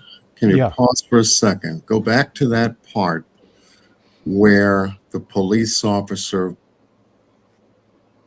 had contact with him. Where was he? He said he was asleep on the floor and woke up to a police officer tapping him with his boot. At the Oh. veterinary clinic, by the way. He's asleep on the floor. Well, he said his father was sick and was living at the clinic. Yeah. So they Oh. stayed there too. It had a makeshift living area from what the email said. Well, Yeah. they don't lock their at this doors? point, at this point in time, I know it gets confusing. The father is in the hospital. The boys were with the grandparents, but they are now, both boys are staying at the vet clinic Yeah. Mhm. by I themselves. mean, in these little towns and stuff, like your business is also kind of like your home. You know what I mean? As well, Yeah. 'cause, like it's I don't know. It's just not like a corporate. This is like Yeah, but there's no way minors should be staying over and living in a veterinary clinic. No. Where was well, that? I mean, Why would a police officer be knocking on his foot? They'd be knocking at the door first. They wouldn't enter if the door was. Mm. Right. well, You know what I wouldn't mean? think, Because but- that's Yeah. a break and enter. They need a search warrant in Right. order to enter. They're watching. They were watching. I know they were watching because when I went out there once, they stopped me from going in there. So, yeah, they were watching. So going in and kicking the boot, no, they needed a probable cause to go in there in order to do that. Mm-hmm. I agree. Yeah. There's another part, Mark, that you had read as well regarding him asleep, and I think Thomas tried to wake him up. Yeah. Could you read that part again? Okay, I'll just have to. I know you got to go back up a little bit. I do apologize for The that. email No, is I'll long as find shit. it here. And that was from the night when Courtney had left. From the- Imagine writing an Right. email and you're writing it speaking about yourself in third person. That's crazy. Yeah. Right. Oh, I went to Yeah. Nicole, Nicole this. Yeah. Sure bringing Nicole's name up a lot. In Okay. I fell asleep during the movie. I recall her waking me up when it ended. The credits were still rolling. She said she was going home and then she would see me the next day at a friend's. I think it was Nicole's. Okay, so Sam is verifying that he saw Courtney before she left. Yeah. Again, you have to remember this is Nicole pretending to be Sam, though. Oh, okay. Remember that. But So yes, actually, according is to the is this letter actually valid because she wrote it? She told me no. So no, it it's comes, invalid because it's she wrote it. invalid because she wrote it. But Mark, she sent me this under Sam's name, and she's writing it and signing off as Sam. But Nicole, to my face, admitted, because I said, I know you wrote that email. That wasn't Sam. And she admitted to it, and she's like, well, can't you understand? Like, he just was like nervous, and he keeps getting drilled. So yeah, he had me write it for him. But it's so Okay. fucked up. Yeah. Okay. Because what's jumping out at me listening is the amount of detail that's put into this. Yeah. So that is still very interesting knowing that Is it's a narrative coming from Mhm. someone else about her script, actions or events that were taking place during the time that Courtney goes missing. Yeah. So either That Sam sticks told out her all like a, this. that sticks out like a sore thumb to me. Yeah. You know, you amongst all the other people that were there in that group, you are the one that's jumping out and taking time out to explain Sounds exactly like they're in doing writing. something. Yeah, Mm-hmm. it's jumping out to be bad. You know, when you get that feeling, that sense, your Oh yeah, sensory your sensory acuity just heightens up, and it makes the hair stand up on the back of your neck. Mm-hmm. That kind of chill. Mm-hmm. Wow, she's definitely taking some time here to actually explain specific details of an event Right. to other Initiative. events. The So memory is very Sam good. told her all of this, or she was there to know all of this. Mhm. West Coast. Yeah. Or it's Or the she story made they all of all this agreed up. on. Right. Yeah, could Exactly. be. All right. Exactly. Where were we on here? Okay. While we were letting the dog heal, me and my kid brother were staying at the clinic with him. I went to the kennel room to check on the dog, and I heard the door open. My little brother grunt to life. I grabbed this. Sorry. Pause. Hold on. So she's writing this as Sam. Sam is the little brother. Thomas is the big brother. So now she's fucking up in this, saying my little brother. Now she's writing this as if she is Thomas for a minute. Holy cow. Unless they have Sam's another younger brother. by 2 hours. No, Sam is younger Okay. by 2 years. So it's weird right there. Yeah, I just caught on to that. Sorry. She's got to take a polygraph. This is Yeah. bull. Oh yeah. Absolutely. Yep. Yep. She's number one prime suspect in my opinion. Same. Yeah, Mine yeah. too. This is- Her. Yep. She needs Sounds a like lot. she was a mad girl, and her and a boy covered this up. I feel like Yep. that. I Okay, sorry agree. to interrupt again. I know it's long. Okay, I went to the kennel room to check on the dog, and I heard the door open and my little brother grunt to life. I grabbed a stick and came out of the room to find 2 older teens standing over my brother with a broom handle that they had just used to wake him up by hitting him with it. When I confronted them, I was told that they had been told by police that if they found Courtney, they would get off whatever charge they were facing at the time. And when I And when I asked why that brought them here, I was told that the cops told them to start with the Howards. Another night I was walking back to the clinic and I noticed a single light behind me. It followed me the entire way back to the clinic, a chunk of which I ran because I knew I was being followed. When I got there, I decided to speed up, and it was revealed to be the police bike. He searched the place, again, no adults present, and left. The last time I spoke to the cops that summer, they called my mother and said they wanted to question me. At this point, she knew what they had been doing, so she had victim services attend with me and her. Over the course of the next year, I had a few more encounters with the cops. At one point, I was driving down the road without a license. I had a girl with me that at the time I barely knew, and I was taking her to her house. I got pulled over and was waiting for the ticket when the girl said I have to get home, so she got out and walked away. The cop came up and started questioning me on if she was Courtney. And then when I insisted she wasn't, he got into his car and took off after her.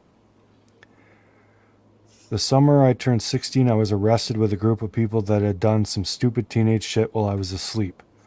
Always asleep. Yeah. This kid has narcolepsy. Yeah.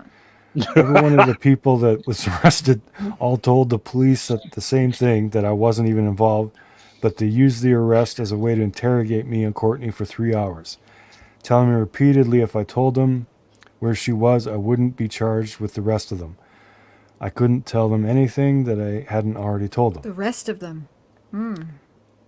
The group of people, y'all. Yeah, she's giving away information Yeah. that we didn't know. Yeah, so the rest of them. So obviously that means numerous other people being Lots of questioned. shady shit taken when she's asleep, huh? Yes. There's a lot of information they remember from way back then too. Very Yeah, when was detailed this? information. Yeah. When did you get this email? When we covered it 2 years ago, when I was Okay. covering it. Yeah, lots of detail. Oh, yeah. Yeah. In October 2005, my father passed away. When Child Find took over, I believe they were the ones who offered the polygraph. I told them the same thing I've been telling the cops since the first time we spoke, and I agreed to take the polygraph. I took it and was told at the end of it by the guy doing it that he had no doubts that I was innocent. No, hold on. That was no, not him and Courtney being questioned. They used that to be able to question him over Courtney. So sorry, that was no, not him and Courtney. Sorry, no. After the polygraph, I was left alone with the exception of a couple times the RCMP wanted to refresh my interviews. The last time I spoke to the RCMP was 2011. In that final interview, I was told at the end of it that only one detail of my account was different than all the other statements I had made. When I asked what that was, he said, "You told us that you had watched The Core that night, but today you said it was Timeline." But then quickly told me that not remembering the name of a movie I'd watched 7 years before wasn't at all incriminating. Now to answer a couple of questions raised in your videos. 1. There was no fire pit at the clinic of any description. The one Kendrick keeps referring to is our farmhouse, and there was no drinking or partying around it until I was 17 and my brother was 19. Nicole has pictures of it. We've seen pictures of this like big fire pit, and it's literally a little metal thing.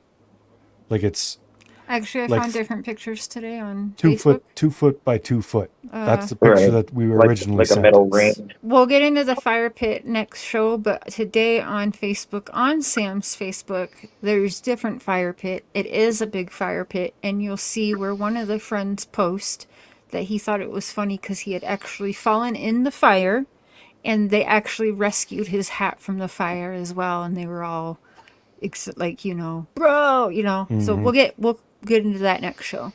This needs to be made into a movie called The Vet. Yes. Mm-hmm. And Nicole. Yeah, has- this is like I Know What You Did Last Summer meets Fight Club, Yeah. because like everything happens when he's asleep. Yeah, it's crazy. Just like Tyler Durden comes to life every time the other guy goes to sleep, right? Okay, anyway. Crematory services for the clinic were done off-site. The clinic wasn't so much a hangout space, it was a second home for me and my family. When kids were growing up, they bring their friends to their houses. We spent a huge chunk of our lives at the clinic, and it's where we would bring our friends.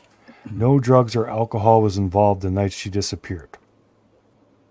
Yeah, right. Yeah. Sorry, was that out loud? I was 13. Trust me. No booze, no drugs. Come on. Yeah. Yeah, no. Hell, I was hammered at 12, I remember, going out stealing mom and dad's beer and shit. I remember that crap. Well, and you guys will see the pictures next show where there's very very young girls all at this bonfire, and there's beer, there's alcohol all around. You can see it, so there's no denying it. They can say that all they want, but there's definitely minor females at these parties in the pictures. And there's always party houses. Like lots of people, like they'll have, like especially on acreages and farms and stuff, they'll have a Quonset. Oh yeah. They'll say, "You kids, you want to get plastered or whatever? Have all your friends out here. Go in there and do it there. Yeah. At least that way I know you're all safe." Yeah. That's the way I did with my kids. Yeah. You know, when they were at that age, you want to drink because I don't want you out drinking and driving and stuff. Like Yeah. there was a Right. time when I had to pick Shadow up from the police station because he was out drinking, and then he had to stay in there because he was belligerent. he was drunk, but you know, yeah, no, I'd rather them stay at home. That's a good thing to have. If they're gonna go out get drunk or whatever, stay at home. At least you got a little bit of control on them, I guess, a little bit of a leash. Yeah. Look what happens if you don't. Well, exactly. Yeah. Right. Well, and you had one on her, and look what still happened. You know, Yeah. you tried your best, but Okay, where I leave off. Okay, number 5. I cooperated to the best of my ability with all law enforcement, but I was a scared teenager who had lost someone he cared for and his father in the course of a year, and spent the better part of my teen years being looked at like public enemy number 1. The clinic was sold to who owns it now when it became apparent that my father was never going to recover. I will not be speculating on what happened to her as I have no actual idea, And as someone who had the finger pointed at him for so long, I will not be subjecting anyone to that without actual evidence. That is it. I hope this helps. This has been really painful for me and stirring up a lot of emotions. I hope you understand that if I choose not to come forward again, it's because I have nothing else to say. Sam Howard, Sam aka Nicole. Howard. Like, and part of it she messes up and she's talking as if she's the older brother. So that's weird to me. I didn't actually catch that before.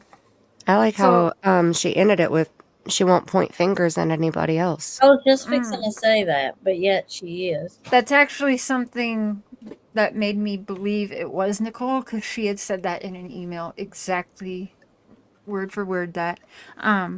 But so how do you feel hearing that, Mark, and knowing that that was not from Sam, but it came from Nicole? Oh, she's a liar, obviously. Manipulative liar. I think she's what do you call that? Where they lie all the time and they believe they're pathological liar. So interesting you say that. As you know, so I'm out in the And community. probably a sociopath. Yes. So the community stops Mark and I every time we go to Walmart or whatever. We get stopped by people. And there is people that is quite a bit older now who knew Nicole, like was friends with Nicole's family as she grew up. So they knew Nicole as she was growing up, okay? And numerous people said that she had mental issues. Like she had what do you call it, imaginary friends till a very odd age to be doing that shit, and that she was always lying. And oh yeah, so the town was actually very excited for me and Mark to come in and actually have a different perspective of the case than what everybody else was saying, and saying, I think you're right. Like no one's gone this route. They've been all afraid to go this route. Stay on it. This is the whole town talks about this. So Can we just talk about, girl, I'm over here listening, trying to help Neil find his phone so I can take part in this chat. I'm over there blocking people, my mouth dropped. I'm over here screaming at my phone like, I can't believe she just said that. Like, I'm losing my mind over here. Okay, oh my God, I got so much. So, all right. First of all, the fact that anybody would go out of their way to make an email in one of the other persons or witnesses, if you might say, name, it just so happens to be the one who's it's his father's property and all of that. There's a major issue here, and I hope I'm not overstepping my boundaries by saying it sounds like there's a group effort and she's at the top of it. Well, they say that in the email. The police were questioning the rest of them. So that's numerous people. So is Sam have you ever spoke to Sam? No, ma'am. Will he I don't not think talk anyone at all? has. Nope, nobody has spoken to Sam. Yeah, there's a good chance Sam has Nobody. no idea that any of this There has is a happened. chance that Sam might not even know, that was sent to me under his name. I'm not sure. And I'd like to Son of find him because I Sam? bet he'd be pissed. Yeah, I'd love to get his reaction. Yeah, I would too. Sam, his brother, whoever was like a part of this group, anybody but her. Actually, I'm not a fan of Sam because of when he worked at Boston Pizza. My sister-in-law, Melissa's sister, worked there, and he said some pretty nasty stuff that I wanted to take his tongue for. But I'm a nice guy now. So how long ago was that? I think he said all I did was fuck that little bitch, and What? that pissed me off. Oh, I'm sorry. My goodness. Yeah. Whoa. And that's because I don't want to go back to jail. I don't Mark, know. how long Oh, ago he would was be that? my bitch by the end of the day. I'll tell you that. Exactly. Just Amen. Oh, I'm just waiting. Amen. I'm Ooh, waiting. I'd take more Mark, than you don't got to this. worry about prison. Just bring him here. Okay, let's just I got think a lot about of that. friends in there, so it doesn't matter. Let's just think about that for a minute too, y'all. Who would say that about a good friend who has been missing? That's someone who has some. Your ex-girlfriend. They have some personal disdain there to say something like that so begrudgingly. Right. Something Like that was anger. That was That's anger. Yeah. that wasn't It just, took you my know. wife, my sister-in-law, and I think it was somebody else to stop me from going in and kicking his face in, and right at Boston Pizza, like because I was gonna do it, but they told me to see reason. So How long Well, was that, Mark? If you don't mind me asking, do you know how long ago that was? I'm not too sure, in all Okay. honesty. Probably 15 years ago. Probably when he just got out of school and started working. Who says something like that? You A know, little, I a mean, little puke that needs his tongue cut out, but Yeah. that's just my Wow, opinion. that's crazy. well, Sorry, that's your I'm a daughter. little Yeah. old school, so No offense here. That's your daughter. You have but every that right shows to feel his that state of way. mind. I mean, that shows, you know, even if he was being hounded by the police, like Nicole said in the email, See, we've heard he took that people out tell on us about you. Nicole saying weird shit too. Like, no, I yeah, wasn't the going to bitches say never anything, come but I back, was stuff going to like hold that. that. I was going to say that to him eventually one day. I was going to hold it in and put it right in his face one day, but I thought I better just say it, let everyone hear it, Share. because I don't know what would follow behind. No, So, I'm glad you're telling us this because that's Right. important. That's And really I want important. to remind you guys as well that we had someone who's a local, a mod of ours who's been for years, and knew some of these people and Nicole and stuff. So, anyways, we had someone go in because Nicole and her man at the time, I don't know if it's baby daddy or just some man that's been in and out of jail. They make keychains and sell them for like $20 or $25. Someone went in and asked, could you make 20 or 25 keychains of in remembrance of Courtney Struble? And the reply was, not a fucking chance. What? That's pretty fucking weird to me too.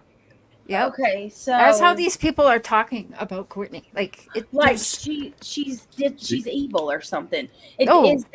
Is there some jealousy maybe behind this Nicole? That's chick? what I kind of thought. I still feel that.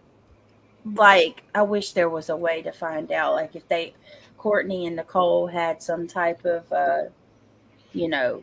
Mm-hmm. I don't think there's any way legally to find out. Right. Yeah, that's true. Yeah. It reminds me of Skylar Niece. Yes. Yeah. Oh, Mandy, are you in my head lately or what? Seriously? That Are we was right twinning? down the road from me. We are That twinning. was awful. I was thinking about Skylar Niece, because that's another case where you have younger people who are responsible that speak so begrudgingly about the victim. No remorse. None. If anything, complete hatred. And they set her up. Like, they picked her up and drove her out to murmur her in the middle of nowhere and then left her for death. I mean, yeah. That's the first case I thought about when I thought of this one. Because I think I mentioned it to you, Mandy. Is that the same case where the friend, they get home and then she sneaks out? Yes. With the two friends? Okay, and then they brought her to some warehouse? And then Sheila Eddie spent the next 6 months sure gives me sitting vibes on of the that. side, going to Skylar's mom's home. That's and sitting right. on Skylar's bed with her Yes, mother. it's so much like that. Holy shit. Like Skylar's mom. Oh, she's watching now. She's sat for sure on watching. her bed and consoled Sheila. Yeah. Well, it's that age of jealousy, you know, and it's like they can't contain themselves. It's just overwhelming, you know, no impulse control.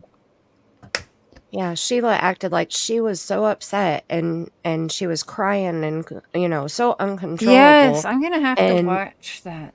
Yeah. And Skylar's mom was trying to calm Sheila down. Yep. Yes. And she played her. I mean, because then when she went to court, she had zero remorse. I mean, none. Yeah. Skylar's parents are amazing. They're great people, Skylar's parents. They're such good people. I love them. So Actually, broke for them. There's somebody who said that they could get me, like Skylar's dad, to have a conversation. Like they know Skylar's parents. Oh yeah, he'll speak. That'd He'll be speak. interesting. I can. Mm-hmm. So, Within okay, 24. I know Mark has to get going shortly and Mandy as well. But I want to ask, and I'll be in touch. We'll get him up here again, you guys, and go over some of the videos. This will be put into the Courtney Struble playlist.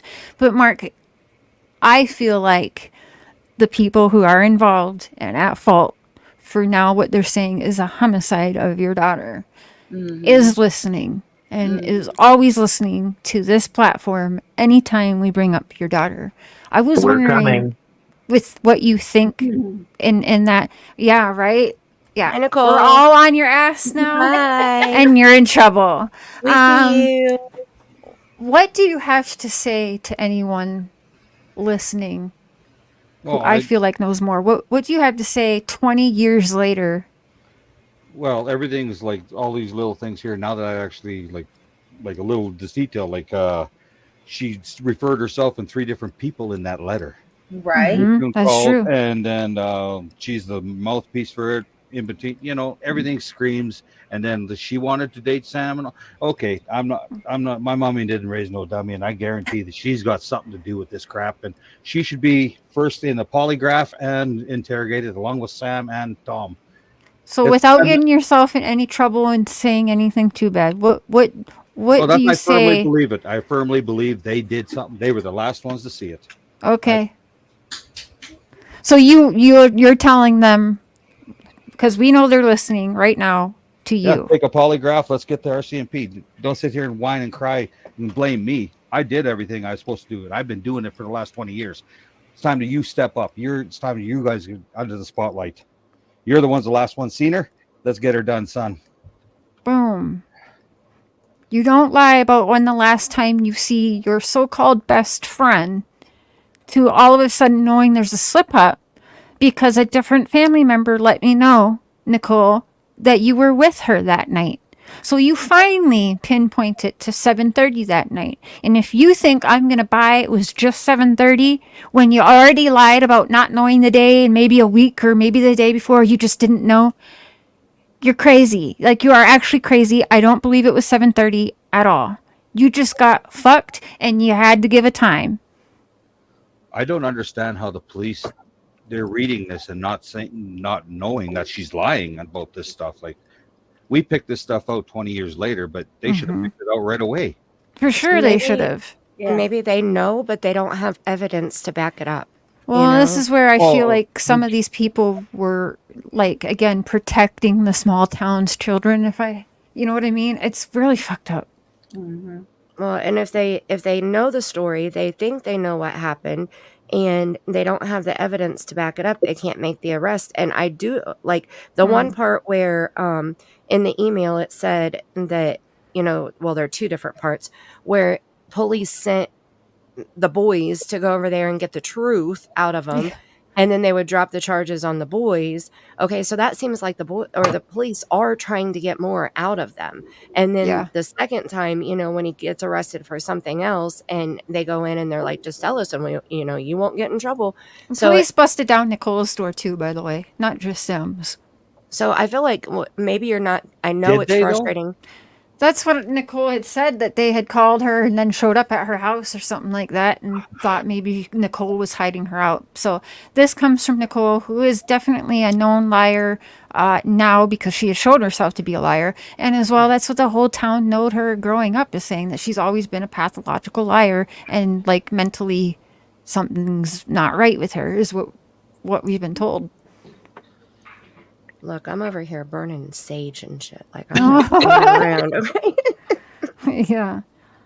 And in addition to that, you would need to request that homicide report.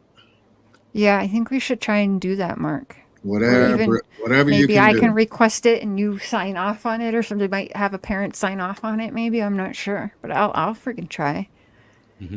Because I feel like law enforcement knows, and they know just what you know, and it's frustrating for you because nothing has been done. But at the same time, this is one of the things that we're talking about with Dylan's case.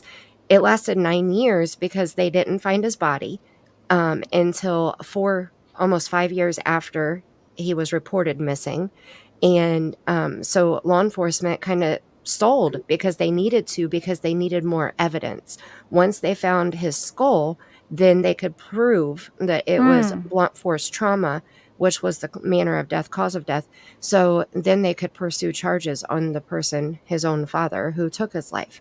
So, it's like it takes time. And unfortunately, 20 years, you would think that they would have more evidence than, like they would have something to make some type of charges stick on somebody. Well, weren't they moving, Jacob Wetterling around for 27 years? Yeah. 27 years. Go ahead, Ryan. I was just going to say, speaking of which, what has search efforts looked like up to this date on this case? Well, they waited several months because, they waited around a year for searching because she was just a runaway. They didn't really want to do anything. So they already had dropped the ball there, Ryan. But I'm not sure what all they have searched. Do you know, Mark? No, I'm not sure either. Really? Yeah. No major Yeah. large-scale search efforts around? None that I have been able to find. I think there was in the second year. Mostly in that neighborhood. You said you're up the hill, they're down the hill, so that whole neighborhood. They did it south of town, as far as I know. I think they did it west of town, and I'm not too sure about anything else. I take it this is pretty rural out there. Yeah. Oh, yeah. We're 5 miles from the border, American border. Yeah. We're very... Canada is only the second largest country in the planet as well.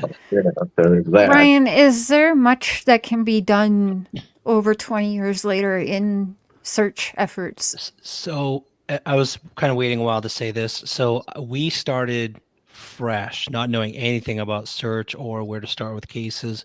Over the past year, we've met a lot of amazing people. One person I just met, he solved 5 cases, and he's helped a lot with the order of things that searchers typically look at. And it's number one is you look at an accident. Number 2, you look at mental state of the person or the people around them. But in a case like this, because you've got elevated risk of there was a party, probably alcohol. If she did leave, she's walking alone at night, which elevates her risk as a victim of some predator. So it's like that kind of reduces the accident and mental state. And I out of respect, I'm not asking what her mental state was, if she had depression or anything. Did she have any kind of, if you don't mind answering, you have to tell me what it was, but does she As far as I know, she was a happy-go-lucky. She was going into grade 7 with her friends in a couple of months, and she was happy as far as I know. Yeah, so that's out of the picture. That's what I hear from people around in town, so too. This case that you're going straight, I think, toward some kind of criminal activity. That's just what it smells like. So, which means hidden and harder to find, probably, unfortunately. Yeah, I'd like to see what the area, the terrain between Mr. Struble's house and Kendra's house, what that road looks like. It'll give me an idea of how rough the terrain is. Yeah. Obviously, there's no lights on that road, and I'm wondering no, I lived right across the street from the RCMP station. There was lots of lights, and then right on the sewers, and it went straight down the hill past Shell, which was lots of lights all the way down. Yep. We'll do a live drive of all of the area next week, John. We'll share. Oh, great. And in the playlist, you'll see where we have done that several times, but it's been over 2 years, so we will do that next stream we have here. We'll go do the driving around and get into the whole fire pit situation of it all, as well as Sam's posting on anniversaries of Courtney's disappearance. Yeah, because I'm wondering if the person who offered Courtney a lift home, where she declined, I'm wondering if they also took that liberty to follow her. Yeah, good point. That's a very good question. Definitely something that's been on our minds too. Yeah, yeah, and a good visual. Yeah, a good visual of that area can best determine just certain things.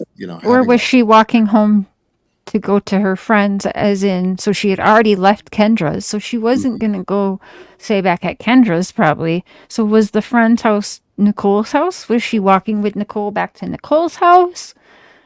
Was Nicole walking with her? Like, we don't know. Because Nicole's made up a whole bunch of shit. Like, some trucker was found and questioned because he ended up with Courtney's wallet, which is not true, because Courtney's wallet was found at either Mark's or her mom's house in her bedroom or something, or in her things. I had her wallet. You had her wallet. Yeah, so that was not true. Was it ever stated what she was wearing at the time she went missing? The gray hoodie, whatever the thing that said there. Yeah, it was on Gray the. bunny hug, orange shirt, and blue jeans. I just put it in the chat. Yes, thank you. I was watching looking at the timeline here, and according to this email, he said, or she said, that it's a 20 to 35 minute walk to the clinic. So they get there between 9 and 9:30, and they go pop in the movie, and he said it was The Core. So I just pulled it up, and The Core was released in 2003, but it was released on DVD in September of 2003, because I was curious when it came out too. And it says the movie is 2 hours and 15 minutes long. So she woke him up as the credits were rolling and said that she was leaving per that email, but she was last seen around 1 a.m. Right. per the missing information. So Nicole had said that everyone broke off in their separate directions around 7:30, and so if they walked to the vet from the Wicklow teen hangout at 7:30, they'd be at the vet by 8 o'clock. Wouldn't you think, Mark? 8 o'clock, maybe a few before that. Depending how much they screw around on the way up, but yeah.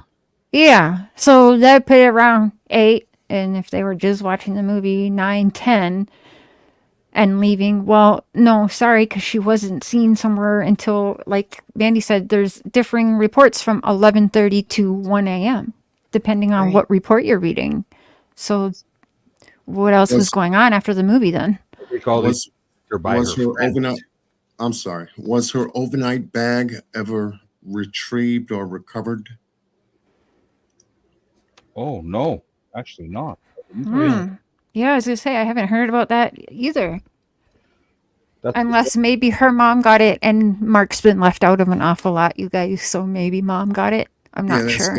That should be verified, because I can reach out to mom's sister, but she was kind of mad at me for pinpointing at Nicole because they love Nicole like their daughter. You know what I mean? So it's really. Oh, Janet's still Janet. She's still choked because her and my brother were married. Oh, God. That's right. Well, and I asked her, did you ever question Nicole? Like, don't get mad at me. We're looking at all, like, no stone left unturned. Have you ever thought to yourself about Nicole? You know, because she's lying a lot. And she's like, I never said I didn't. I would hope. I would hope. Janet's got her own dealings to deal with.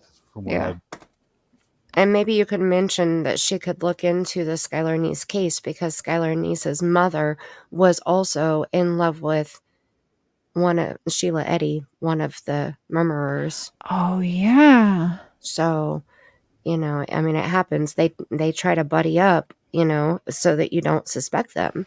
And I think that's what Nicole was doing with you guys. You know, look how good I am. I want to know everything you know. Tell me what you know. I'm so good. Okay, Sam, there needs to be the boys' farm need to be checked, I guess I've seen. Yeah. I don't know if that'll work. There's a lot of mine shafts. There's coal mining all around here and everything. You got to remember a lot of that too. Yeah, you guys will see. And these kids are from here, so it's easy to hide stuff from everyone. There's no reason. There's no reason, Mark, she had a shortcut or anything. She would have stuck to the street, right? I don't know. There's so much I've been finding out about her throughout the years that it just blows my mind. Because this wasn't a place that Mark even knew that she went to. No, the get-go. That's all I knew she was going. The get-go and Kendra's.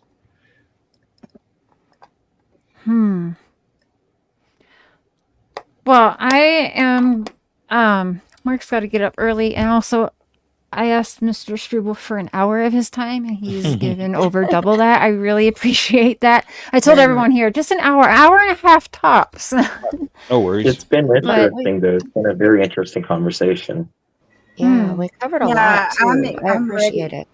I'm excited to do another part because I'm sorry, you guys, but this. And you guys host on your platforms too. Again, this isn't just mine and Mark's case to cover. I want everyone. This is why I asked the team to get in this. So if you guys can also host, it helps to get her name and face to even further people. Because, you know, there's a lot of people who won't watch me because I'm Cher. And they watch you guys. You know what I mean? Oh, bump that. So I think we should do, you know, how we have our power panels for Sebastian and Summer. I think maybe we should add Courtney to that and just take turns on each other's panels with that as well. Mr. Struble, as you guys have learned, is very he wants to get answers. He needs this. 20 years, and the finger's been pointing at him. Over 20 years now. That's crazy. That is crazy. But it sounds like the finger's been pointed at everybody, you know, I mean, so I guess that's kind of, I mean, it's kind of a good thing if it's law enforcement that is doing it, you know, that's kind of putting the pressure down on everybody. Everybody's kind of had their turn, you know, but then when you're getting... I'm sorry, but they're saying that the law enforcement's there, but the only one that's confirming this is Nicole, and she's a pathological liar. So has the police really talked to him? Yeah, no one really knows. No one really knows. Like, and they were children, so how could anyone know at the time? But they're not children anymore, so they can be questioned and everything now. Right. Yeah, I think it'd be great if you could hunt down Sam somehow and see if he'd be willing to chat with you. Either one of you, you know. I think that would be very helpful. I'm curious to know if he knows that Nicole wrote that email 2 years ago. You know, were they still in contact 2 years ago? I should. I have a way to message him. I found him on a few spots today that he's been active on recently, so I'll send him a message. And definitely see if you can find any information on whether Courtney's overnight bag was retrieved, and by whom, and what were the contacts that were found, if they did retrieve it, or if it was even mentioned, or even if it was ever mentioned in the police report. Right. Doesn't hurt to ask. Right. Retrieved. Okay. Yeah, because I imagine she would have had that overnight bag at Sam's. That's what I was thinking. Somewhere at the vet. Yep. Mm-hmm. Where she was supposed to be staying the night. Very important. It's a very important detail.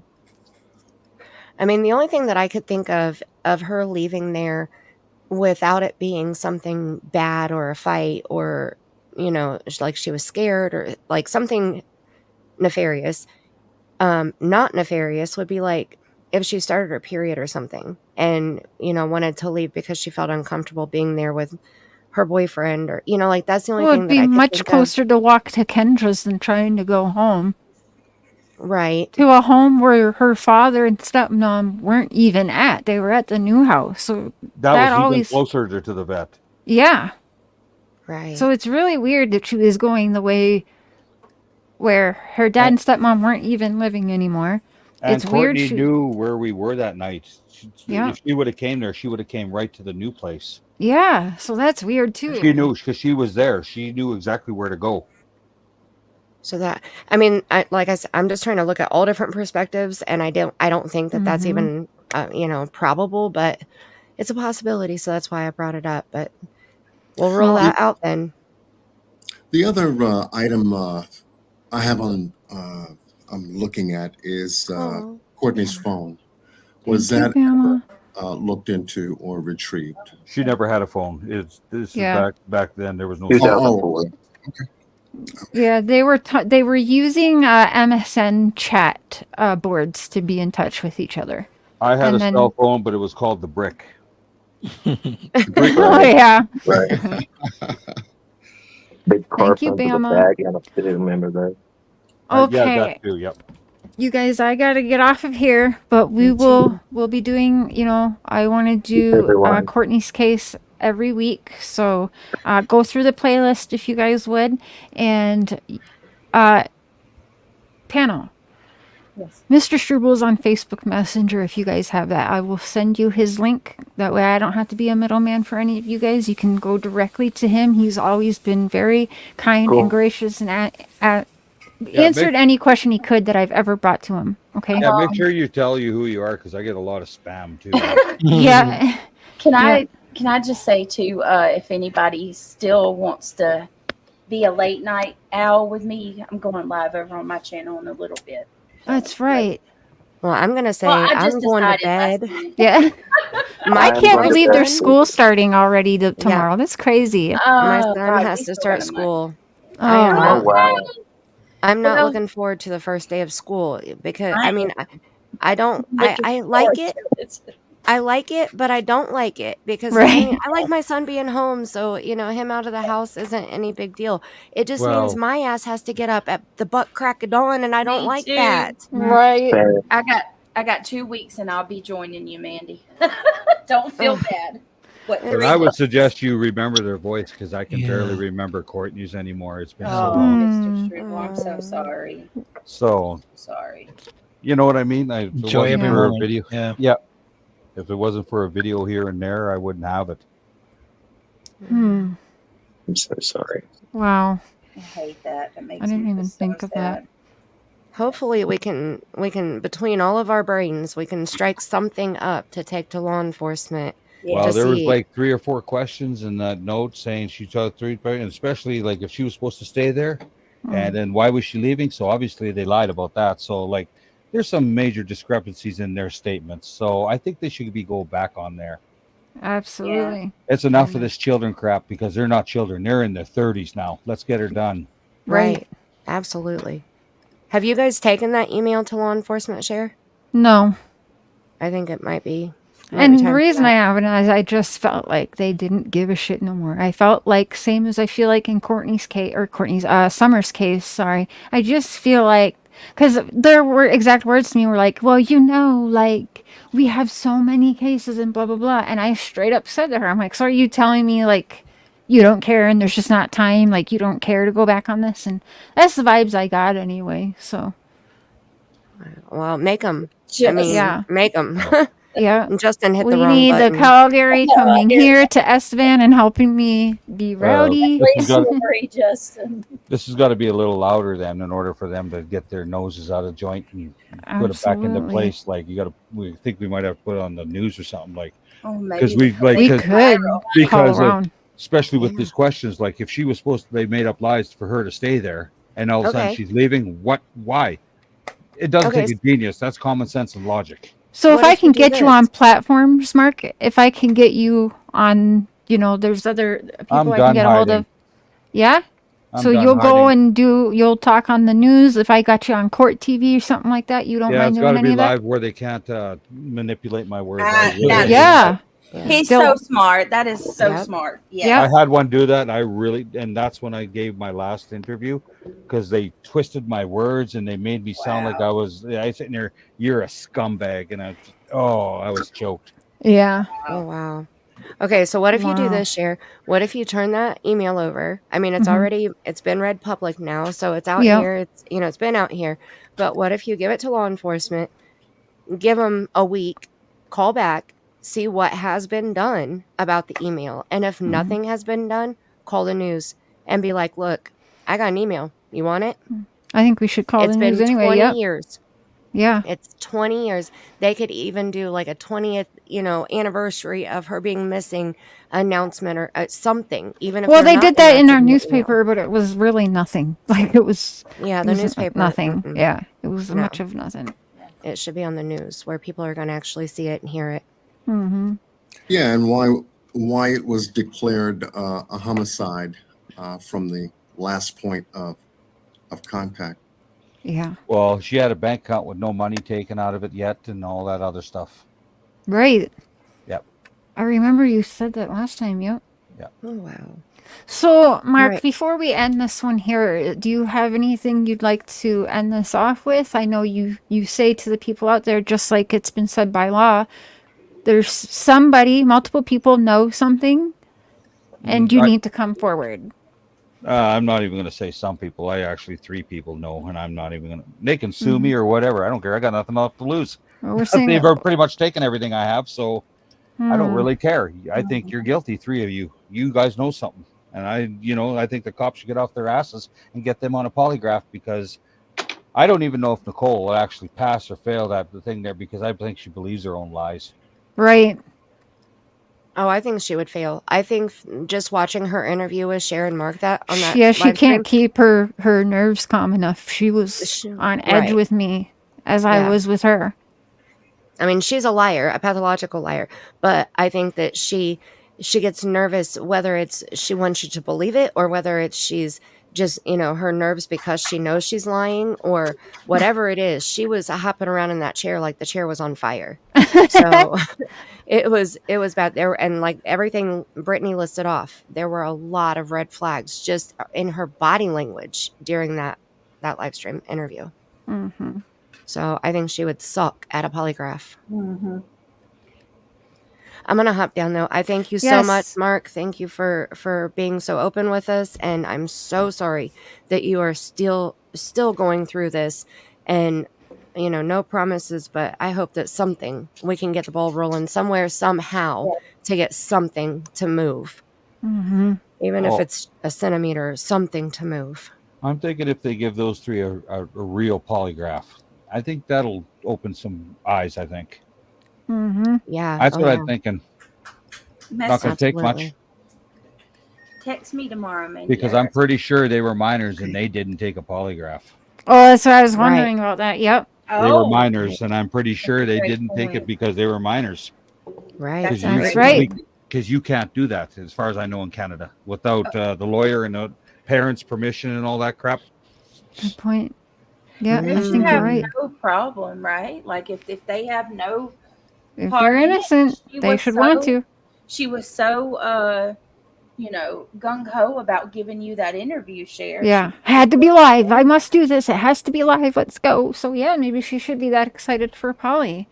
But thank you, Mandy. Love you. Thank you. See you guys later. Until next time, I love you all bunches. Love you, Mandy. So thank you everyone on panel for joining us this evening, but we will get back to this next week. But in your free time, check out the playlists that we have going on, any other questions you didn't get to tonight, so that we can get to it with Mr. Struble the next time. And again, we've got some ideas we ran past Mark as well, and he's down for making some new flyers, getting flyers put up, because I'm actually curious, will those flyers start disappearing? So I want to do them around Regina, around all of the nearby cities and stuff where all of these people scattered to move. So yeah, thank you, Mr. Struble. Yeah, thank you, Mark. Thank you. No worries. So I'm going to go ahead and boot you each off of the... Yes, ma'am. Brittany has a live, so go watch for Brittany J for her owl live stream. Right. Bye, guys. I'll be in chat for a little bit. Thank you. Okay, Mark, I'm going to go ahead and boot you. Thank you. I'll text you tomorrow, though, but I appreciate you and giving us over an extra hour and a half tonight. Thank you so much. Yeah, and no worries. We'll be in touch. Sounds good. Okay, thanks again. Yep. Bye. Okay, that was awesome. I thank everyone for taking their time, because I know they're all busy, and they still show up and show out for a case that's not high profile. So this is why I love these people and why I feel safe around these people and panel up with these people, because obviously they aren't just about views and about the money they get or whatever. They're here for the missing, or they wouldn't take part in a show that isn't going to get us as much views. You guys can see how the views work. Now, if I was coming on here, something Sebastian and some craziness, we'd have a lot more views, right? But that's not going to stop us from continuing, because we are getting more traction to Courtney's name and her face than we did 2 years ago on this very platform. So that's a plus and something to be thankful for. But I thank all of you for taking your time and listening. Love y'all, and I will see you guys tomorrow. Bye.